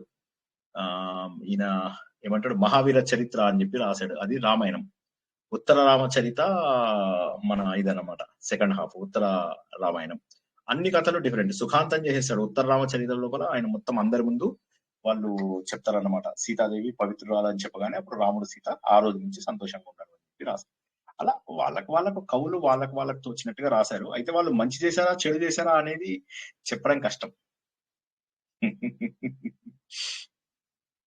అందుకోసమే తత్వం గుర్తించేస్తే ఇక కథల పైన ఆధారం తగ్గుతుంది. కానీ కథలు తెలుసుకుంటే తప్పులేదు, కానీ కథలోనే ఉండిపోతే తప్పు. కానీ కథలు తెలుసుకుంటే అస్సలు తప్పులేదు, ఏం తప్పు. జై శ్రీకృష్ణ. మంచి ప్రశ్నలే అడుగుతున్నాను నేనేమి, ఐ డోంట్ హ్యావ్ ఎనీ. తెలుసుకోవాలి కదా, అది కూడా తెలుసుకోవాల్సిందే, తప్పదు. దీని గురించి ఆ చంద్రుడి కళ్ళల గురించి ఇద్దరం మాట్లాడుకున్నాం సార్. అది దాని గురించి ఒకసారి డౌట్. అంటే దీంట్లో ఇంకొక తత్వం కూడా, వేదాలు పోవడం అంటే మనలో వివేకము ధర్మ బుద్ధి నశించడం అని. అట్లాగే తంత్రారాధన అంటే భక్తి ద్వారా ఆ ధర్మాన్ని, అంటే మంత్రాలు లేనప్పుడు కూడా దేవుణ్ణి పూజించారు అంటే ఆ టైంలో భగవంతుడిని మనం మన ధర్మం నిలబెట్టడం కోసం మన సత్యంగా ఉంటూ చేశాము అని అట్లా డిస్కస్ చేసుకున్నాం సార్. దాని గురించి మాట్లాడుతున్నాం. చాలా బాగుంది, చాలా మంచి పాయింట్. ఇప్పుడు మీరు చెప్పిన పాయింట్ చాలా అద్భుతంగా ఉంది. Correct, that is correct. వేదాలు వేద స్వరూపమైనటువంటి భగవంతుడు టైంలో లేనప్పుడు కూడా మనం ధర్మాన్ని నిలబెట్టడానికి చేసినటువంటి ప్రయత్నం తంత్రం. చక్కటి మాట చెప్పారు, కరెక్ట్, బాగా చెప్పారు, వండర్ఫుల్. ఇంకెవరికైనా ప్రశ్నలు ఉన్నాయా? లేకపోతే ఇక్కడికి ముగించుకుందాం. రేపటితోటి మనకు తత్వాలన్నీ కూడా పూర్తయిపోతాయి. రేపటిది కూడా సులువుగా ఉంటుంది. ఉద్ధవ బోధ, ఈ 16,000 మందికి ఉద్ధవుడు బోధించిన తర్వాత అక్కడికి మనకు 9 రోజుల యజ్ఞం పూర్తవుతుంది. భాగవతం నుంచి తెలుసుకున్న చాలా గొప్ప విషయాలు, భాగవతం మొత్తము కథల రూపంలో వాటి రూపంలో తెలుసుకోకుండా భాగవతం మొత్తాన్ని తత్వ రూపంలో తెలుసుకున్నాము. 9 రోజుల పాటు మనం చెప్పుకున్నవి 20-30 పేజీల కంటే ఎక్కువ ఉండవు. కానీ 20-30 పేజీల్లోనే మొత్తం భాగవతం అంతా కూడా ఉన్నది అని చెప్పి చెప్పగలను. సో కాబట్టి తెలుసుకున్న పేజీలు నంబర్ ఆఫ్ పేజెస్ తక్కువే కానీ వాటి లోపల ఉన్న తత్వం అమోఘమైనటువంటి తత్వము. అది మీ అందరూ తెలుసుకోవడం మీ అదృష్టము, చెప్పగలగడం నా అదృష్టం. రాధాను కృష్ణుడు కూడా, కృష్ణుడు రాధను ఎందుకు పెళ్లి చేసుకోవాలంటే రాధా నేను వేరు కాదు కదా, మేమిద్దరం ఒకటి, నన్ను నేను ఎలా పెళ్లి చేసుకుంటానని అంటాడు అని ఒక చోట విన్నాను నేను. భాగవతంలో లేదు అది, అది భాగవతంలో ఉండదు. భాగవతంలో అసలు రాధ పేరే ఉండదు, ఒకే ఒక్క చోట రాధ పేరు ఉంటుంది. ఎక్కడో విన్నాను సార్ ఇది, భాగవతంలో ఉండదు. అదే భాగవతంలో ఉండదు, వేరే పుస్తకాలలో ఉంటుంది. అదే వేరే పుస్తకాల్లో విన్నాను నేను. రాధ అడుగుతారనమాట, గోపికలు రాధని అడుగుతారు ఎందుకు పెళ్లి చేసుకోలేదు అని అడిగితే, నేను తాను ఒకటే కదా, ఎవరిని వాళ్ళు పెళ్లి చేసుకోవడం ఏమిటి అనే మాట చెప్తుంది అని విన్నాను. ఉండొచ్చు, కానీ మనకు మెయిన్ భాగవతం కాబట్టి భాగవతము ఒక్కటే మనకేంటంటే మాలిన్యము జరగనటువంటి పుస్తకం. భాగవతంలో మలినం జరగలేదు. అందుకోసమనే రామాయణ మహాభారతాల తర్వాత భాగవతాన్ని చెప్తారు. ఇంకా మిగతా 17 పురాణాలు ఉన్నప్పటికీ కూడా వాటిపైన ధ్యాస పెట్టకుండా 18 పురాణాలను దీనిపైననే ఎక్కువ ధ్యాస పెడతారు. అవి తెలుసుకుంటే కూడా తప్పేమీ లేదు, కానీ కొంత తప్పుండ అవకాశం ఉంది వాటిల్లో. భాగవతంలో తప్పుండే అవకాశం లేదు. కాబట్టి ఇందులో రాధ పేరే ఉండదు, అసలు రాధ పేరే ఉండదు భాగవతం. ఒక చోట ఆ అమ్మాయి రాధ లాంటి క్యారెక్టర్ ను ఒకదాన్ని ఇంట్రడ్యూస్ చేస్తాడు. అది కూడా శ్రీకృష్ణుడి రూపంలోనే ఆమె కనిపించి వీళ్ళకి చెప్తుంది అనమాట, నన్ను కూడా వదిలేసి వెళ్ళిపోయాడు అనగానే అప్పుడు వీళ్ళందరూ అంతకు మించి ఎక్కడా కూడా రాధ పేరు అనేది ఎక్కడా ప్రస్తావన లేదు. రాధాతోని జరిగిన లీలలు గాని బృందావన కథలు గాని లేవు. గోపికలతో జరిపినవన్నీ చక్కగా ఉన్నాయి, కానీ రాధ అనే క్యారెక్టర్ మాత్రం లేదు. రాధ గురించిన రాసలీల ఏమీ లేదు సార్. కాకపోతే అంటారు రాధ వెళ్ళిపోయిన తర్వాత కృష్ణుడు మురళి కూడా వదిలేశాడు అని ఒక చోట విన్నాం. అది ఇంకా అవి వదిలేయండి. నేనేమంటున్నానంటే ఒక్క భాగవతమే మనం అదేలేండి మీరు చెప్పిన భాగవతం ప్రకారం అసలు లేవు కదా. ఇక భాగవతం ఒకటే కరెక్ట్ మనకు. ఇప్పుడు నేను ఇంతకు ముందు చెప్పినట్టుగా వాల్మీకి రామాయణము, వేదవ్యాసుడి సంపూర్ణ మహాభారతము, వేదవ్యాసుడే రాసినటువంటి శ్రీమద్ భాగవతము, ఇవి తప్ప ఇంకా వేరేవి ప్రామాణికంగా తీసుకోలేము గ్రంథాలలో. తర్వాత మనకు ఆత్మజ్ఞానం కోసం ఎవరు రాసినా సరే వాటి లోపల ఆత్మజ్ఞానం ఉంటే తీసుకుంటాం మనం. ఫర్ ఎగ్జాంపుల్ శంకరాచార్య రాసినటువంటి దాదాపు అన్ని పుస్తకాలలో కూడా ఆత్మజ్ఞానం ఉంది. లైక్ భజగోవిందం గాని, దశశ్లోకి గాని, ఏకశ్లోకి గాని, ఉపదేశ శాస్త్రి గాని, తర్వాత రమణ మహర్షి మన 100 ఏళ్ల కిందట ఆయనకి కూడా మరి మనము మంచి జ్ఞాన యోగిగా మనము తీసుకున్నాము. అదే విధంగా వివేకానంద, రామకృష్ణ పరమహంస, ఇలా తత్వం చెప్పిన వాళ్ళందరిది మనం తీసుకున్నాము. కానీ మన ఒరిజినల్ గ్రంథాలు ఏవైతే ఉన్నాయో అవి మాత్రము ప్రామాణిక గ్రంథాలను మాత్రమే తీసుకోవాలి, స్టాండర్డ్ బుక్స్ ను మాత్రమే తీసుకోవాలి. తర్వాత మనకు టీవీలు వచ్చాయి, వీడియోలు వచ్చాయి, సినిమాలు వచ్చాయి. ఎన్టీఆర్ సినిమా దానవీర శూరకర్ణ చూసిన తర్వాత అయితే అసలు ఇక అసహ్యం వేసింది ఆ రోజుల్లోనే నాకు. ఇంత దారుణంగా రాస్తాడా అతను అన్న దీంతో అది అంతే, ఇక అది తప్పదు. అప్పట్లోపల అది సూపర్ హిట్ మూవీ కూడా, ఎవ్వరు క్వశ్చన్ చేయనటువంటి మూవీ. ఏం చేస్తాం అంటే తెలియకపోవడమే ఇదంతా అమాయకుల. ఇప్పుడు ఏమైతుందంటే తెలియకపోతే కనీసం మనము ఎదిరించే అవకాశం కూడా లేదు, తెలిస్తే కనీసం ఎదిరించే అవకాశం ఉంది కదా. అందుకోసమే ఒరిజినల్ గ్రంథాలు చదవాలి ముందు. ఇప్పుడు ఈ 18 ఏళ్ల సాధన నేను ఎందుకు చేసింది, నేను అందులో ఒక్క 4-5 ఏళ్ళు అయింది అంతే ప్రవచనాలు స్టార్ట్ చేసి. అంతకుముందు నేను నేర్చుకోవడంలోనే ఉన్నాను. నేర్చుకుని ఇప్పుడు మీకు క్లాస్ తీసుకోవాలంటే రివిజన్ చేసుకుంటాను. నేను రివిజన్ చేసుకుని మళ్ళీ ఒకసారి చెప్తాను. అట్లా కొన్ని అయితే అసలు రివిజన్ కూడా చేసుకోవాల్సిన అవసరం లేదు, అలా వచ్చేస్తాయి అంతే ఆశువుగా. జై శ్రీకృష్ణ. తెలుసుకుంటే తప్ప మనము అందులో ఉన్న గొప్పతనాన్ని గుర్తించలేము, ఆర్గ్యుమెంట్ గుర్తించలేము, మనకు జరిగినటువంటి దుష్ప్రచారాన్ని గుర్తించలేము. అట్లా. జై శ్రీకృష్ణ. ఇంకెవరికైనా ఏమైనా ప్రశ్నలు ఉన్నాయా? లేకపోతే రేపు మన నవాహంలో ఈ యజ్ఞం పూర్తవుతుంది. ఇంకా ఇప్పటి నుంచైనా జనాలందరూ కూడా తత్వం పైన ఎక్కువ ఫోకస్ చేయడానికి చూడండి. అనవసరమైనటువంటి విషయాలలో ఎక్కువ వెళ్ళకండి, అనవసరమైన హంగులు ఆర్భాటాలకు వెళ్ళకండి. జీవితం అశాశ్వతం అని గుర్తుంచుకోండి. రేపు పొద్దున్న ఉంటామా లేదా అనేటటువంటి భావన ఒక్కటే మనసులో పెట్టుకోండి.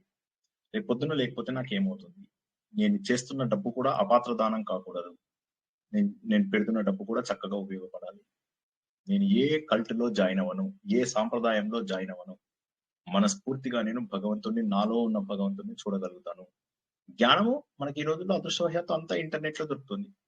సో కాబట్టి ఇప్పుడు నేను కష్టపడ్డప్పుడు నేను ఇండియాకి వచ్చి నేర్చుకోవాల్సి వచ్చింది ఇవన్నీ. మరి ఇప్పుడు 18 ఏళ్ల కిందలాగా లేదు కదా. ఇవాళ ఇంటర్నెట్ లో మనకు బోల్డ్ అంత జ్ఞానం తెలుస్తుంది. వాటిని మనం అధ్యయనం చేస్తే, అదే తపస్సుగా అధ్యయనం చేస్తే, మనము నాకు పట్టినట్టుగా 18 ఏళ్ళు కూడా మీకు పట్టకపోవచ్చు. 10 ఏళ్లలోనే మీరంతా ఇంకా ఎక్కువ జ్ఞానాన్ని సంపాదించే అవకాశం కదా. అందరూ కూడా ఆత్మతత్వం వైపుకై అడుగులు వేస్తారని, ఆలోచన తప్ప ఇక మరి ఏది కూడా మనల్ని భగవంతుడి దగ్గరికి తీసుకెళ్లదని, రేపటితో ఈ నవాహం పూర్తి చేసుకుంటామని, ఈ యజ్ఞంలో పాల్గొన్న మీ అందరూ కూడా భగవంతుని గురించినటువంటి సరైన ఆలోచనలు చేస్తారని ఆశిస్తూ ఈరోజు ప్రవచనాన్ని ఇక్కడికి ముగించుకుందాం. జై శ్రీకృష్ణ.